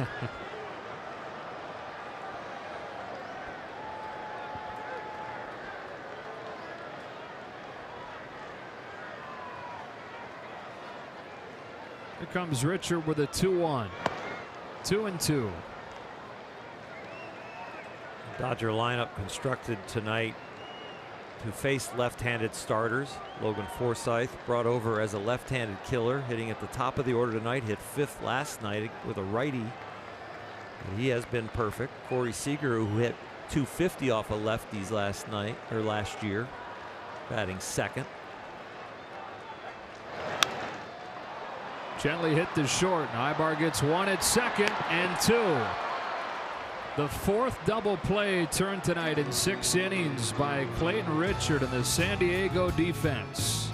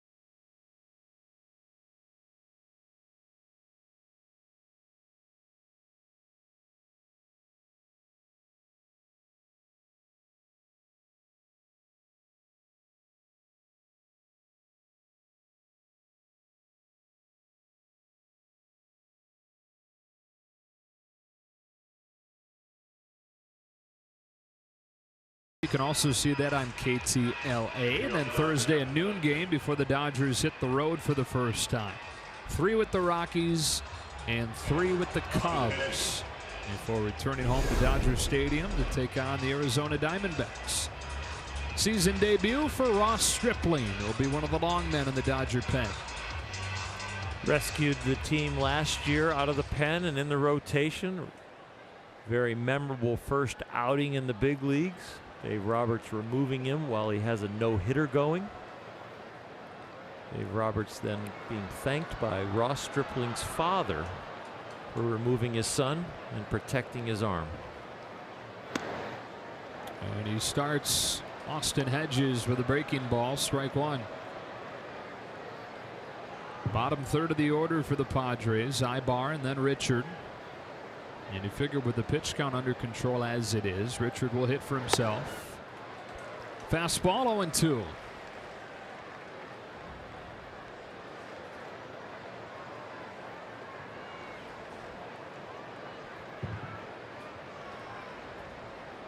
Stripling, 26 years old. Now in his second major league season. And an 0-2. He's upstairs, ball 1. He's the first Dodger to make the opening day roster with no big league experience since Don Sutton in 1966. When he made that start against San Francisco last year. 2-2. And never pitched above Double-A when he won the number 5 starter job. He's a Tommy John guy. April of 2014, missed 14 months after that. Said the mental side of sitting around and having to watch was the toughest part. Came back June of 2015. Pitched a half a season in the minors, A ball, and then in Double-A, and then came into spring training last year, not even with his eyes remotely on the major league roster, the major league rotation. He said he was just trying to remind the front office that he was still alive at that point. Fallen off of the radar some.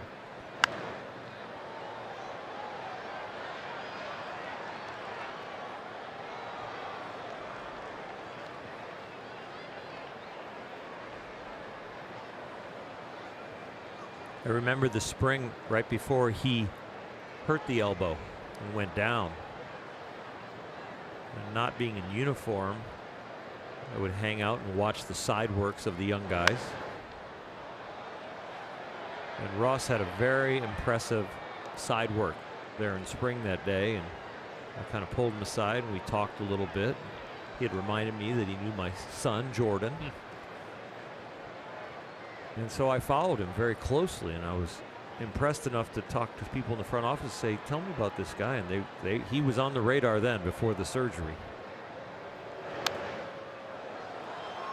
And I was very sad to hear that he went down with the elbow surgery, but then when he came back, they all remembered what he looked like before the surgery. So he might have thought he wanted them to know that he was alive, but they all knew and they were watching. Austin Hedges has fouled off 4 pitches in a row and waits on another 2-2. Skies this one into short left. Seager's out to make the catch. Let's go to Alana Rizzo. Guys, in my conversation yesterday with Wally Moon, of course, a 12-year Major League veteran who is still living in Texas, went to College Station, went to A&M, so he's been following Ross Stripling his career, his entire career. He said, you know what, I've really watched him the entire career and really enjoyed watching him pitch. He goes, he's the long man right now in the pen. He said, I really feel like he will be a starter. He's loved watching him mature, loves his personality, and who doesn't? This is a kid that you absolutely cheer for because he has a great personality and certainly a nice arm. Yeah, sure does. Eric Ibar now with one out and the base is empty, tries to check his swing and does. It's 1-0. You know, Stripling, the only offers he had as a high schooler were from junior colleges, but he wanted to go to a 4-year school where he could get a good degree. So he didn't choose Texas A&M because of its baseball program or any role that they promised him. He chose him because of the finance program there. Ibar towards the left field corner. That's a fair ball. And it rattles to the wall. He's got his second double of the game.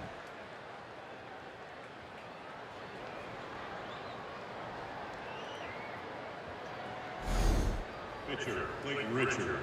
Fastball up and away a little bit and just kind of hits it in the right place. Ibar's having a knack for hitting it down that left field line. You might see the Dodgers defense start to shift on him the rest of the year as far as where the left fielder plays.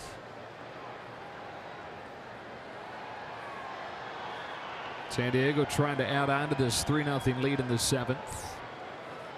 Justin Turner up having a word with Ross Stripling, Corey Seager as well. It was Ross's dad that talked him into trying to play at Texas A&M. He talked him into walking into the coach's office completely unannounced and seeing if there might be a spot on the team for him. And one happened to open up. Ironically, it was because the Dodgers drafted Nathan Eovaldi. Eovaldi was scheduled to go to Texas A&M, but elected to sign with the Dodgers instead. So there was a spot on that Texas A&M roster, and Stripling stepped into it as a walk-on.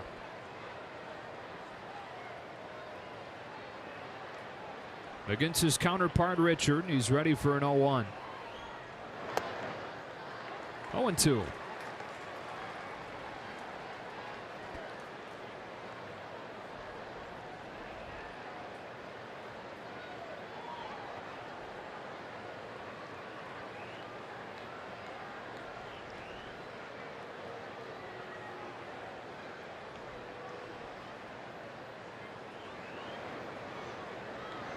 And he got it.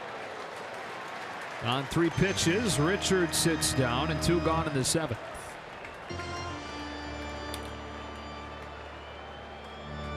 Fielder number 16, Travis Jankowski.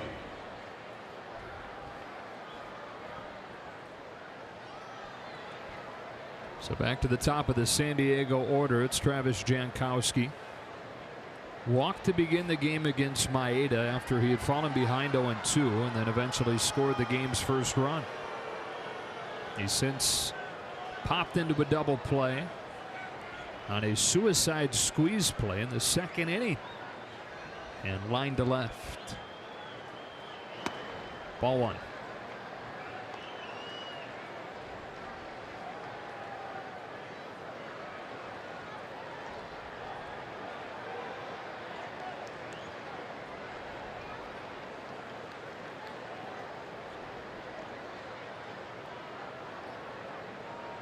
Grandal wants it up. Stripling gets it there to even the count at a ball and a strike. Not to be gruesome, but suicide squeeze seems like it's the wrong name for that play. Because the hitter is the one that's responsible for getting the bunt down that puts the runner in the suicide position. It's almost like manslaughter.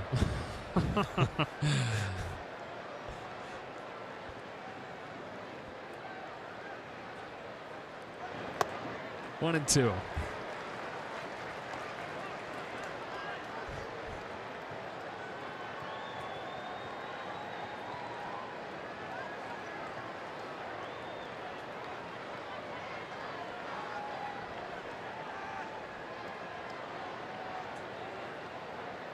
Stripling trying to strand Ibar at second. Gives him a look and brings a 1-2 with another fastball. It's fouled back. 94 on the gun from Ross there. Remember the tail end of last year, they sent him to Arizona to get stronger.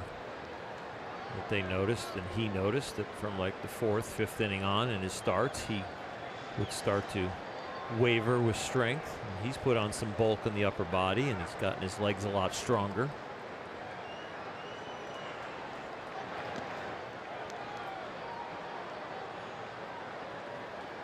With 2 outs, no sense risking trying to get the 3rd right there. You're already in scoring position.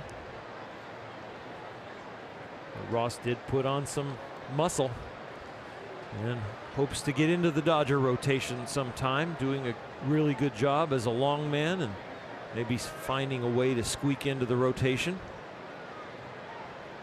Ultimately, that's really where Alex Wood wants to end up. That's where Ross wants to end up, and that's what makes this staff so deep. They probably would be starting for other major league clubs. Full count on Jankowski. Good problem to have if you're those guys. Well, the Dodgers could really staff 2 starting staffs. There's probably 10 qualified starters on the Dodger 40-man roster. There's 2 of them. Kershaw, the winner yesterday. McCarthy, the starter on Thursday against Jared Weaver, who is now a Padre. Tomorrow, Trevor Cahill against Rich Hill. There's Weaver. Stripling's payoff, and Jankowski strikes out swinging. Stripling uses back-to-back Ks to get around a 1-out double. Stretch time in a 3-0 game.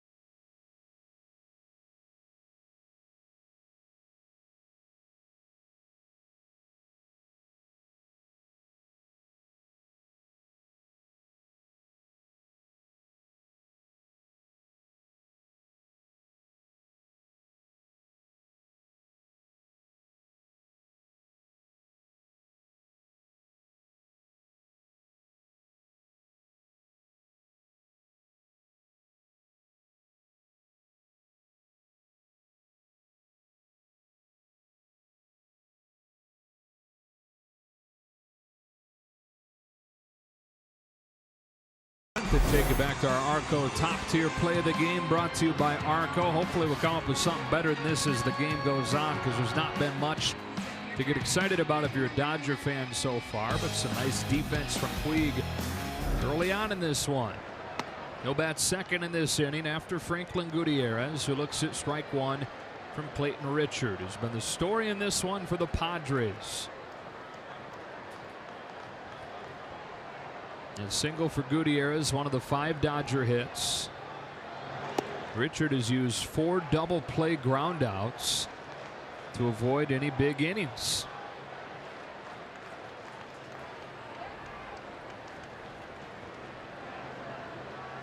Couple of veterans going at it. Here's the 1-1. And it's 1-2.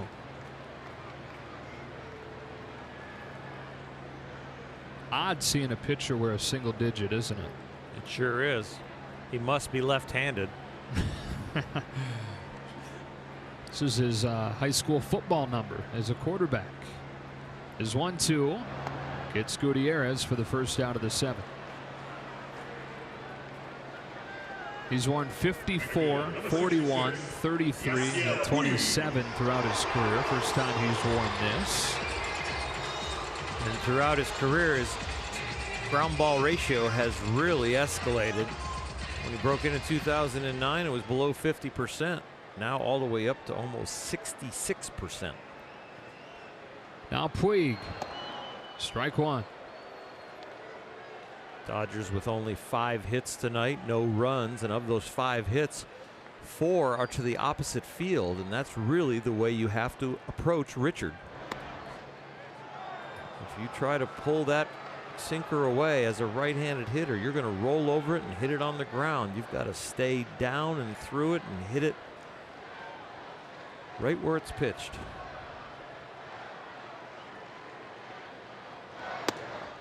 That's a ball, 1-2.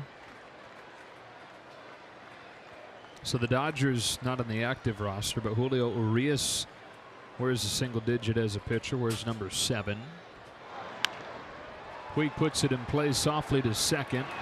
Solarte throws him out, but Urias was the first Dodger pitcher to wear a single digit since 1943. A guy named Bobo Newsom wore number 8.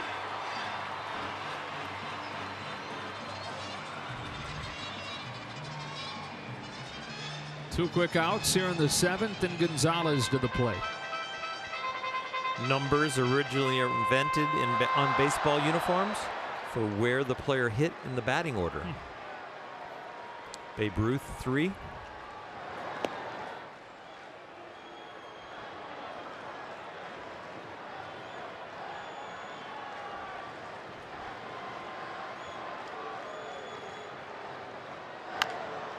Gonzalez into the shift. Myers has it. They'll take it to the bag, and the Dodgers go quietly in the 7th. All about Clayton Richard tonight. 7 shutout innings for him.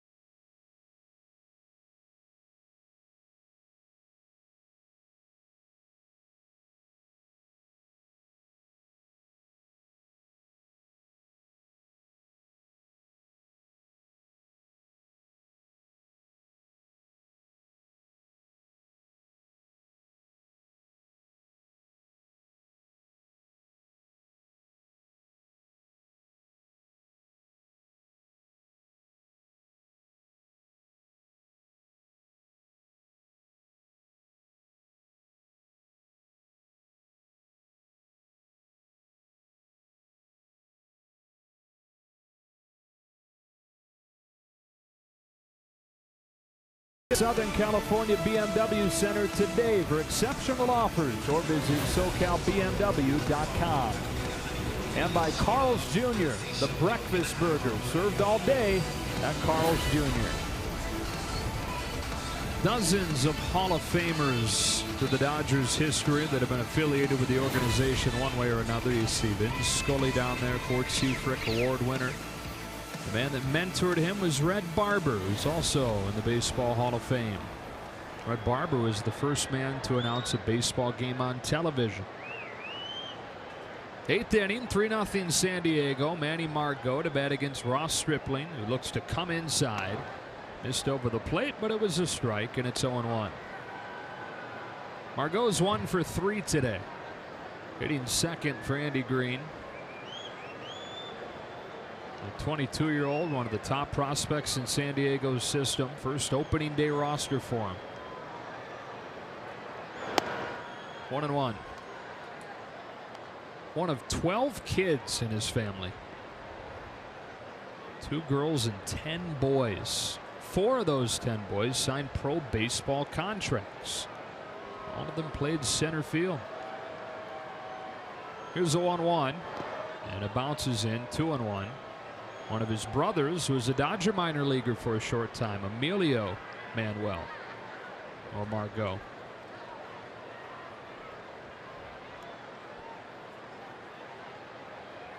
Grew up in San Cristobal, Dominican Republic. A 2-1, and he shoots one to right. That's a base hit, and Puig tumbles down, making the stop off one bounce. First baseman number 4, Will Myers. The spikes are on the bottom, and sometimes you get on the side of your shoe. You saw he gets on the side of his left heel there and slides to the ground. See, pitchers do that sometimes in their delivery as their front foot comes down to the land. It doesn't get fully flat. Hits the side and you slip out and fall down.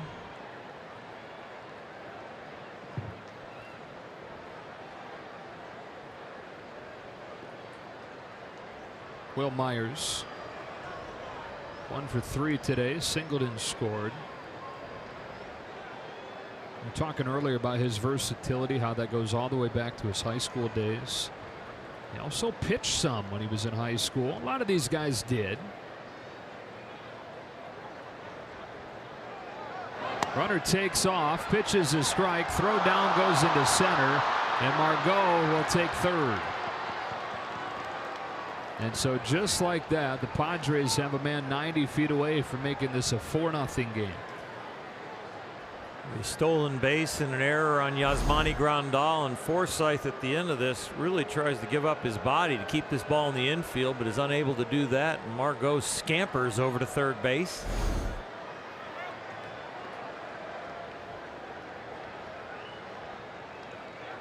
So Dave Roberts pulls the infield in.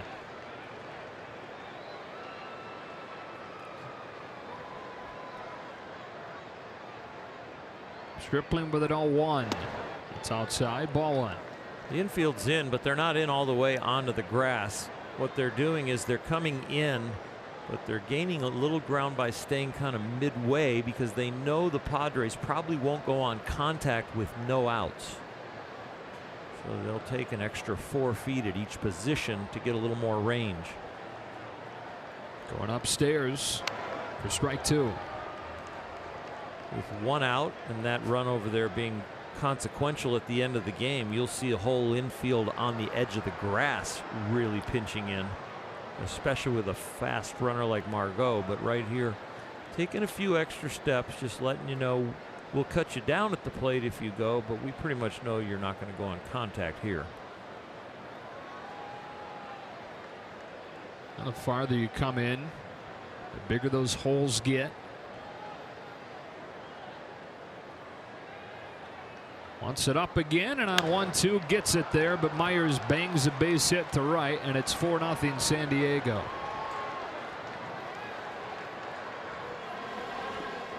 Will Myers a big year last year. Really the focal point of this lineup of the guy that don't let him beat you. But with a man on third and no out, already down 3-0, you've got to go after him. He did a nice job getting on top of that ball and hitting a line drive. And this young Padres team, second youngest in the majors by average age on opening day. Only the Reds younger. Has responded well to that 14-3 walloping on opening day.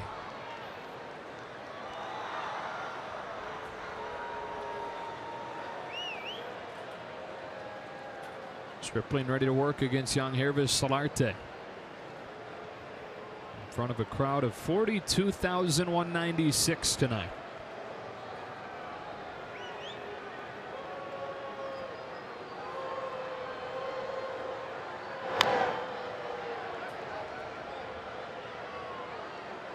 Young Hervis. It's a combination of his parents' first names.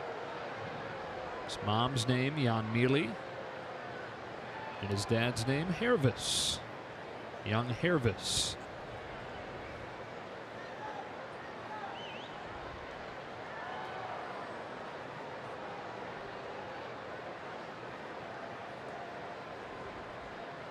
Going outside on 0-1.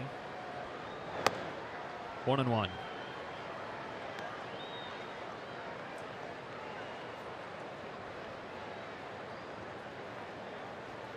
Some kind of path to the majors for him. He signed out of Venezuela when he was 17. The Twins signed him.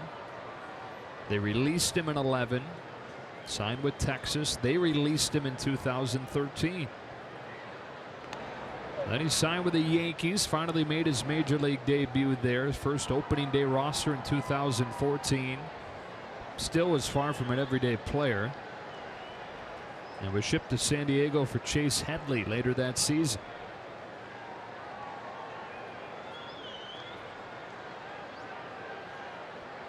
Now one of the top players on this San Diego roster. Jams one to third. Turner to second. Forsythe gets one, and they turn a double play.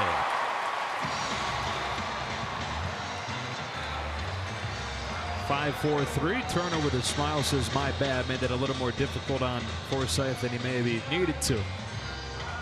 Well, the ground ball to JT where he's positioned, and then Forsythe coming from second base. It's a pretty straight shot for Forsythe to get it, but this throw in the feed from JT's a little bit high, a little offline, but he does a nice job staying with it. And the smile is because that reach with the glove right there puts him in a very precarious position if the runner's bearing down on him.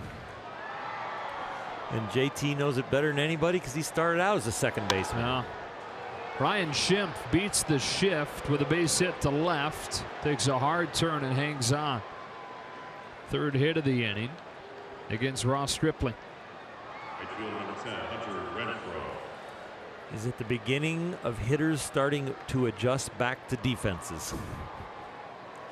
Think you're seeing it more in a tiny sample size? I think we sure are already. Yeah. Adrian Gonzalez has beat the shift, I think 3 out of 3 hits this year so far.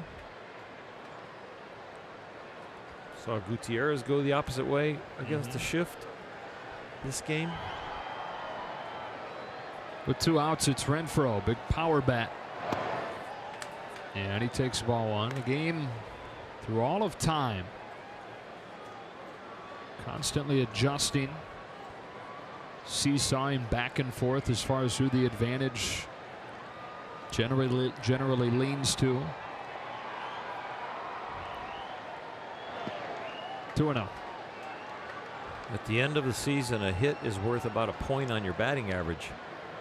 So an extra 20 hits it's an awful lot of money.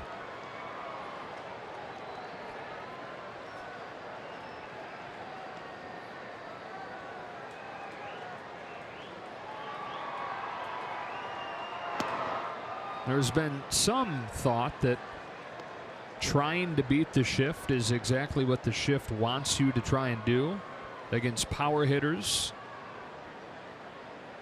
And the defense's fear is that the power hitter swings away and uses his power, and if he's trying to beat the shift, it's basically limiting that power.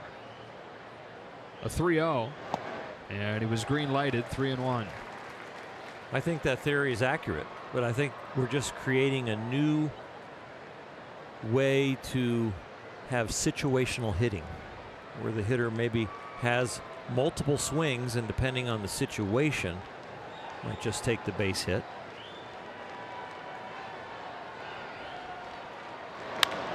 I would want Adrian Gonzalez in a 0-0 game in the 8th and he's leading off for the Dodgers to take the base hit to left and beat the shift.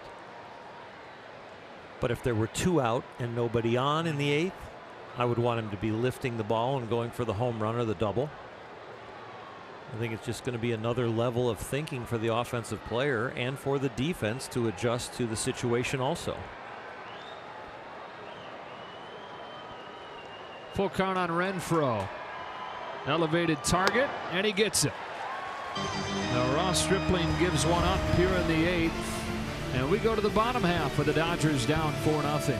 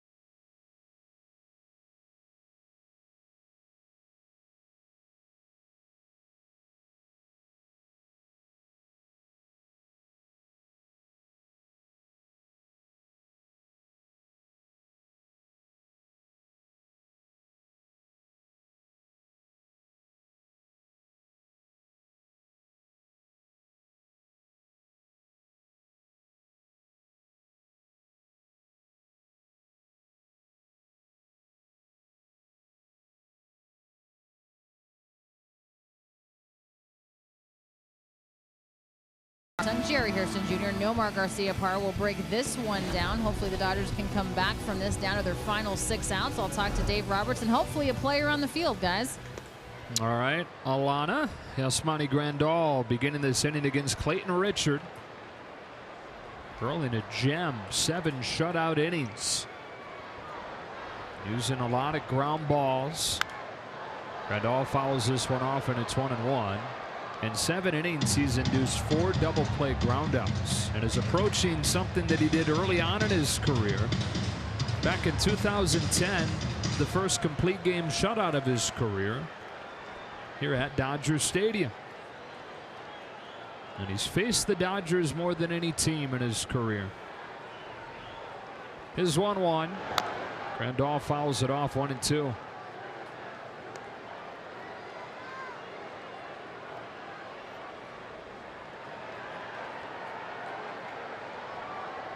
Richard, a Michigan guy like Rich Hill, who will go tomorrow, and has said that he sees some similarities in their paths.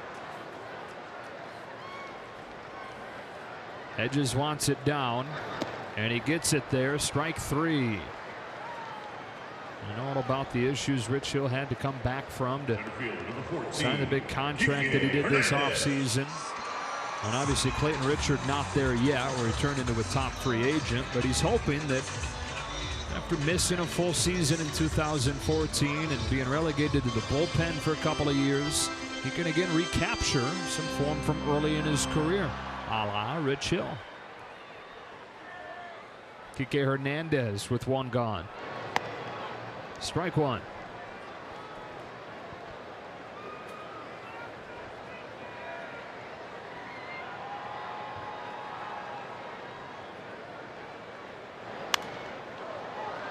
0-2. PK's 0 for 1 tonight with a walk. Shades of last season so far tonight for the Dodgers against a left-handed starter.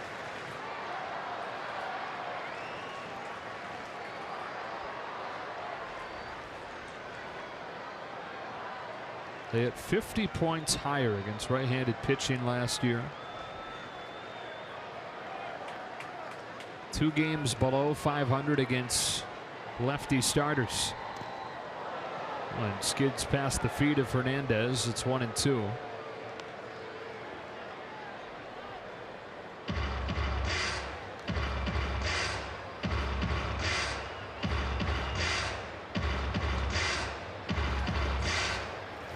Top of the order will get a chance. See if they can rally here in the 8th to bring them up, or if that will be in the 9th inning. The 1-2. Missed his spot, missed inside. 2 balls, 2 strikes.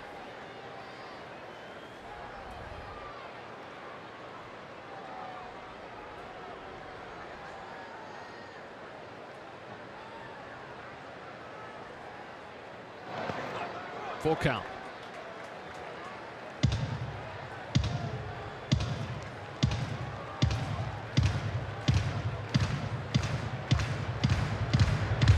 Austin Barnes on deck for the Dodgers.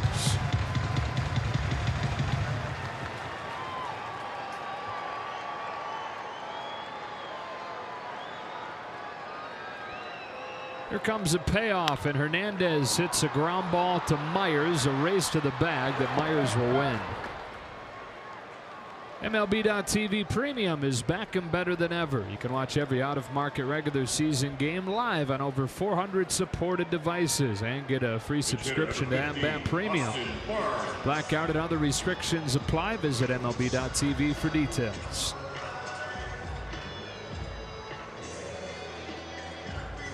Seven and 2/3 shutout innings now for Clayton Richard. Trying to finish off 8 innings. And Brad Hand loosening in the pen. 16 ground ball outs for Clayton Richard tonight.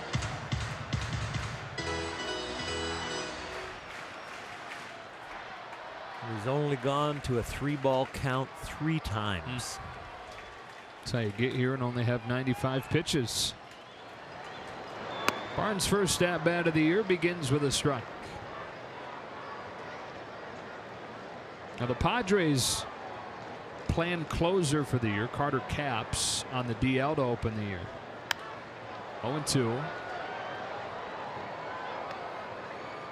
They expect him back sometime early on, but won't be during this series. He threw today here at Dodger Stadium. And 0-2.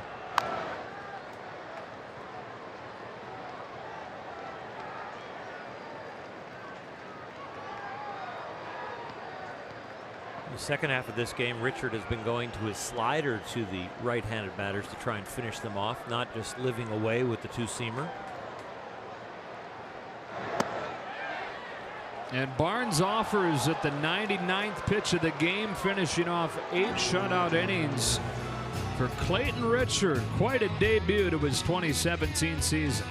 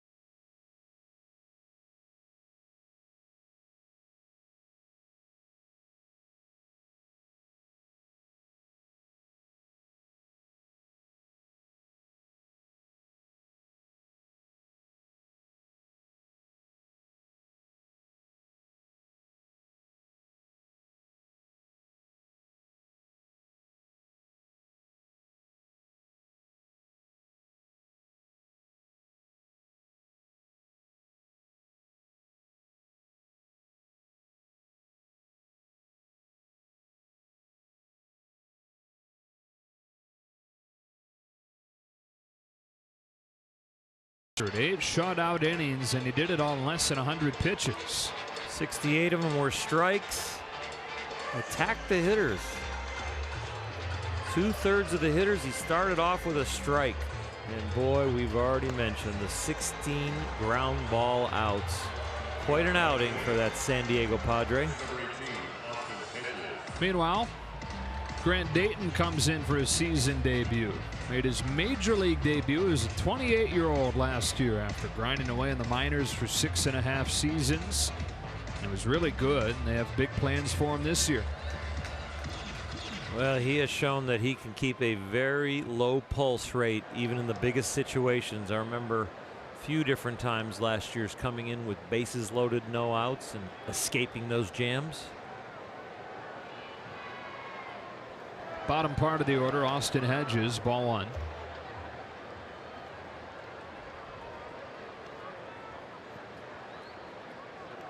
Grant already upset with himself. Worked real hard all spring on developing a breaking ball for a strike to get ahead of hitters in a 4-0 game here and nobody on, trying to just steal a strike, and kind of spiked it.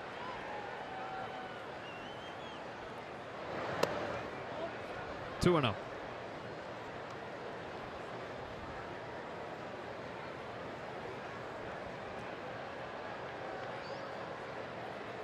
Former Marlin farmhand, acquired by the Dodgers midway through 2015, made his debut a year later. Gets a strike, 2-1. You know, early on last year, though, in his first season in the Dodgers system, 1 game in AAA to begin the year, and then he was demoted to AA as a 28-year-old.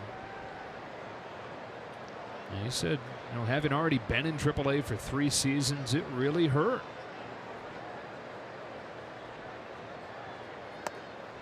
Three and 1. Looking back on it, though, he said he probably needed it.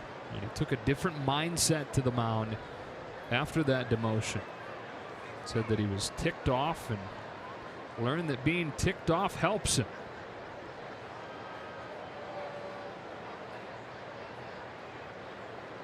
Facing Austin Hedges, starting the 9th. And it's 3-2. There's all kinds of game faces. Some people need to calm down and look like they're really poised.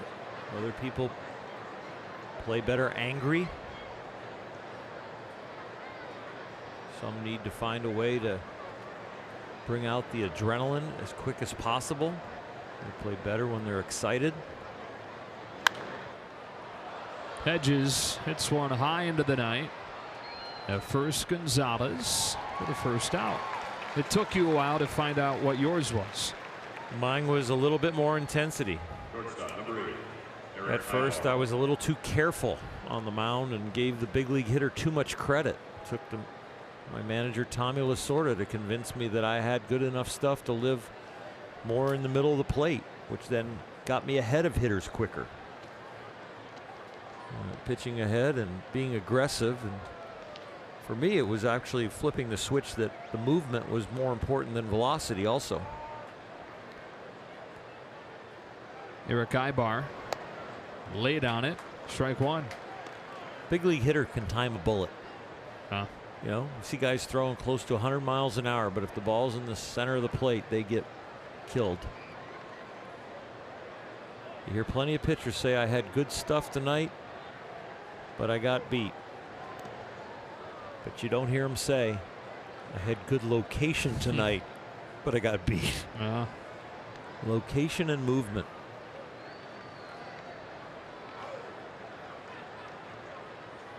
Velocity gives you a little bigger spray pattern, but you still got to get it in the general vicinity of one half of the plate or the other, or the bottom of the strike zone, or the top. Got in the hands here. Turner can't cut it off, and Seager eats it. So Ibar's aboard for the 3rd, make that the 4th time tonight on his 3rd hit, with 1 gone here in the 9th. I think this will be graded a hit, just out of the read of Justin Turner, and of course Corey Seager has no chance after that.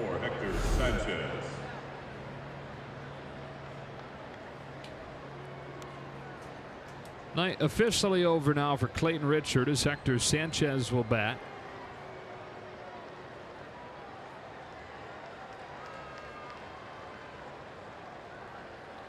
What a night it was for him. What a way to start the 2017 season. Have a whole off season, spring training, go through all your workouts and then get paid off like that tonight. Strike one on Sanchez.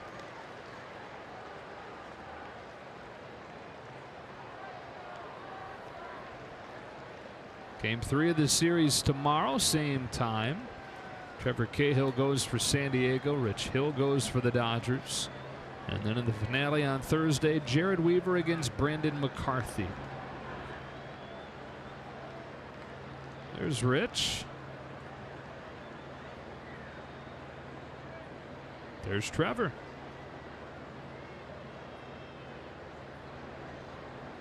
Back-to-back nights, the Dodgers will see former Cubs.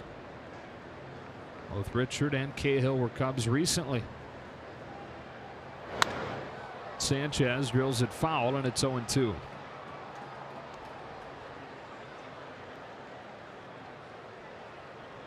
Someone takes your high fastball and pulls it that much. The breaking ball that Grant Dayton worked on, hoping to bring into the game, would be a perfect pitch right here. Throw it down and in under his swing.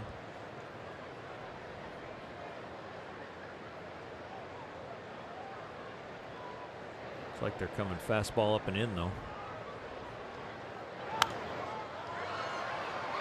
Popped him up, but it's out of play. We'll do the 0-2 again. Dodgers will have the top of the order coming up in the bottom of the ninth, trying to get some early season magic. Forsythe, Seager, and Turner due up for Dave Roberts.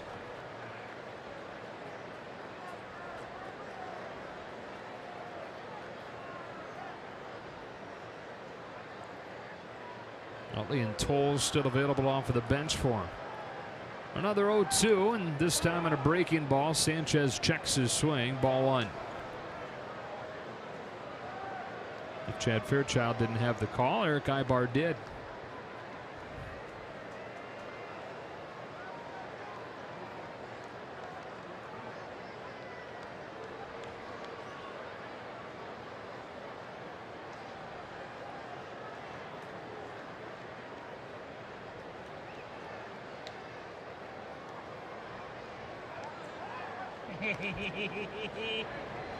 It's an evil laugh I just heard there, huh? Yeah.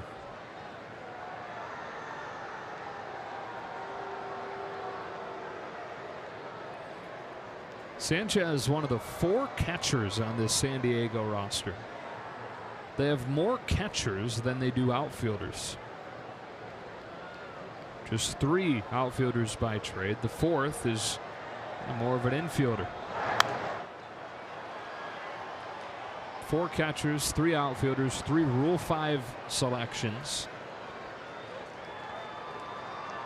First time a team opened a season with 3 Rule 5 selections on its roster since the Tigers back in 2003, when they lost 119 games, one shy of the Major League modern day record.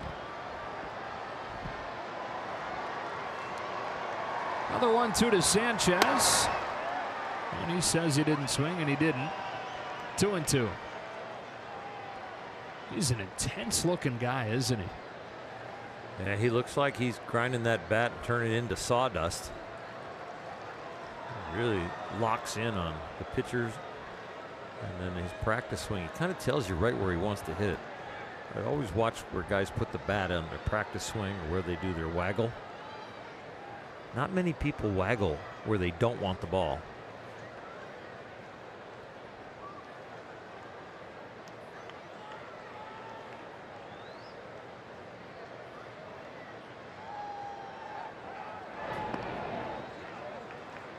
So where do you sense he wants it?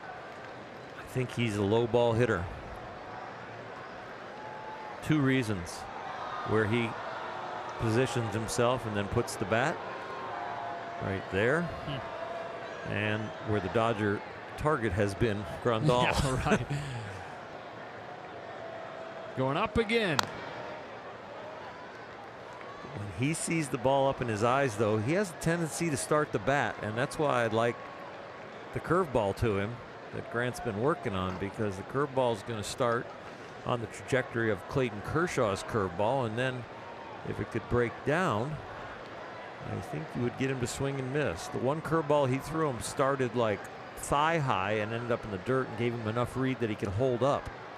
Throw it a little higher, end up a little lower, you'll get him. 2-2 to the former San Francisco Giant. And he got in on him with a fastball. It's popped up to Turner at third. 2 gone.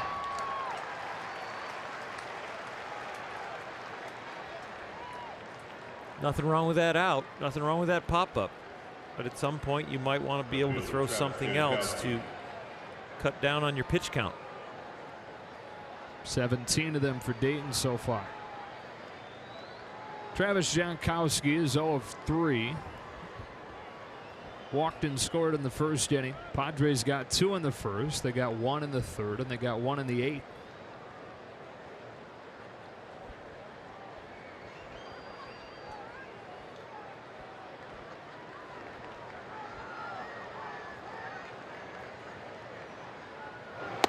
One and 0. Games always seems a little flat when the team you're pulling for doesn't score. Just a little different vibe here than yesterday. You've got to create your own momentum. You've got to create your own energy, and Dave Roberts is real good at doing that on the bench. Very verbal as a manager. 1-1.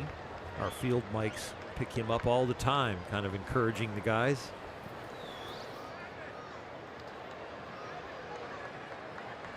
There's a party here yesterday. Home run induced party. 14-3 Dodger win, but a 4-0 hole here in the 9th. And Grant and Dayton to Travis Jankowski with a 1-1 pitch. 2-1. And don't you forget about the 8 strikeouts and no walks by Clayton Kershaw. On another pace that's world record pace. Strikeout to walk ratio.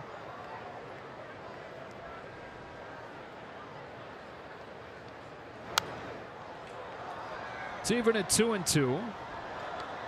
Forsythe, Seager, Turner looming for the Dodgers in the bottom of the 9th.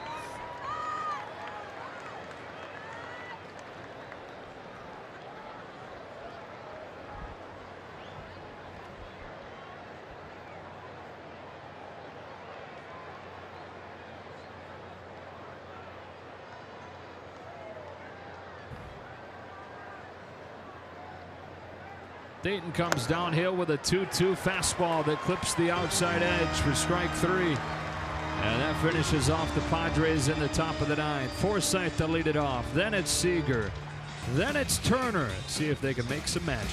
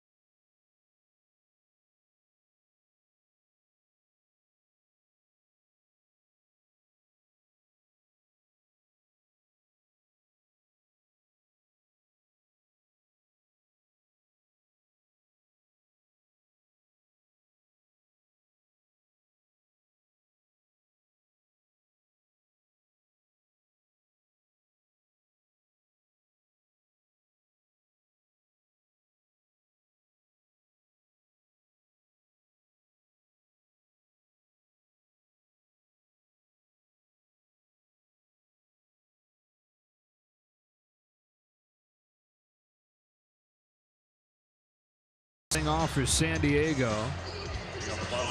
Spent last season with the Padres, led baseball for those 82 appearances and had good numbers after struggling in his time in Miami over his first couple of full big league seasons. And he'll face the top of the Dodger order.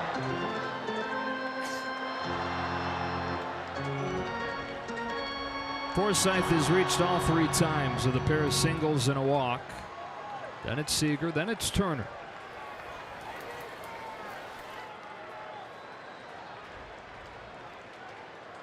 Two of the 5 hits today for the Dodgers. They had 3 hits over the first 2 innings, but only 2 hits and 2 walks since then, and no damage on the scoreboard. Hands 1-0, and Forsythe corks a liner to center, but it's right at Margot for the first out.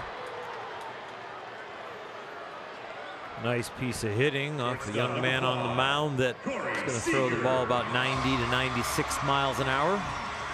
Predominantly fastball slider will attack the Dodgers.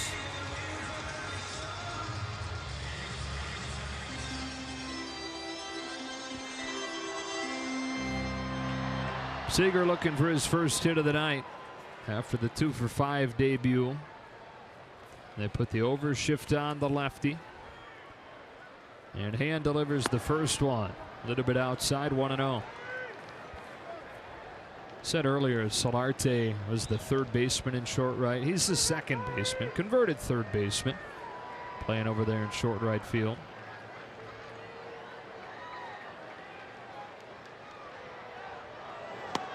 1-1. They put the 3rd baseman Schimpf actually up the middle, and the shortstop Ibar stays on the left side.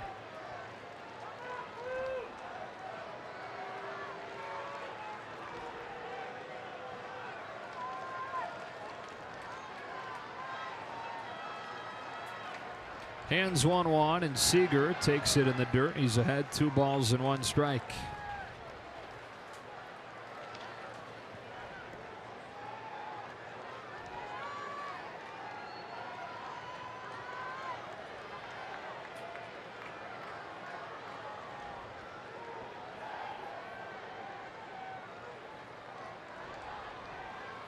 Hedges sets away on 2-1. Seager fouls it off, 2-2.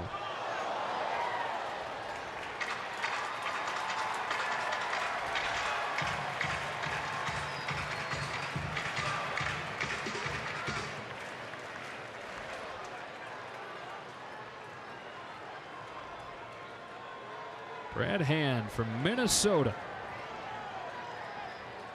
27-year-old's ready, and his 2-2 delivery. Seager lifts a fly ball to right. Renfroe slipped and fell. Margot came on and bailed him out. 2 gone. A lot of moisture on the grass here at Dodger Stadium. The dew coming in. Yasiel Puig slipped out there in right field. Hunter Renfroe getting a smile on that slip as Margot picked him up.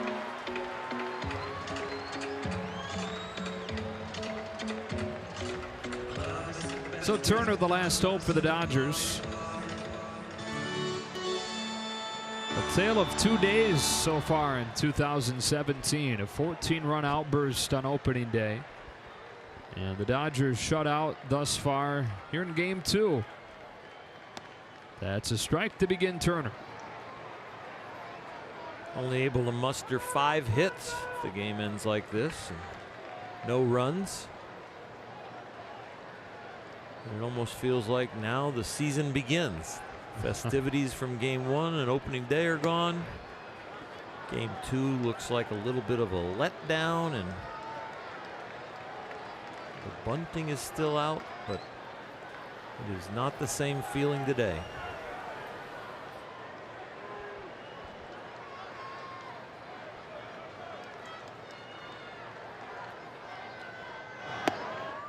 Takes it up, 1-2. Again, 7 o'clock tomorrow night. Rich Hill against Trevor Cahill.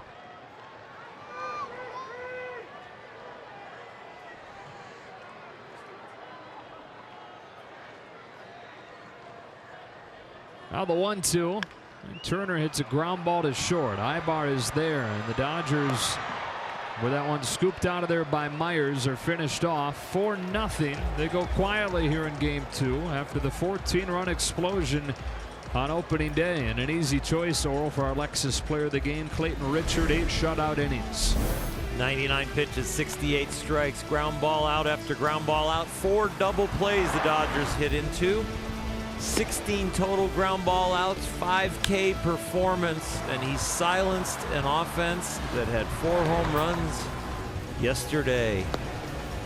So the series even at a game apiece, ending into game 3 of 4 tomorrow. 7 o'clock, Sportsnet LA and KTLA tomorrow. For Orr Hershiser, Alana Rizzo, and the rest of our crew, Joe Davis saying so long from Dodger Stadium. We'll talk to you tomorrow night, game 3 of the season opening series. Access Sportsnet Dodgers from Nissan is next.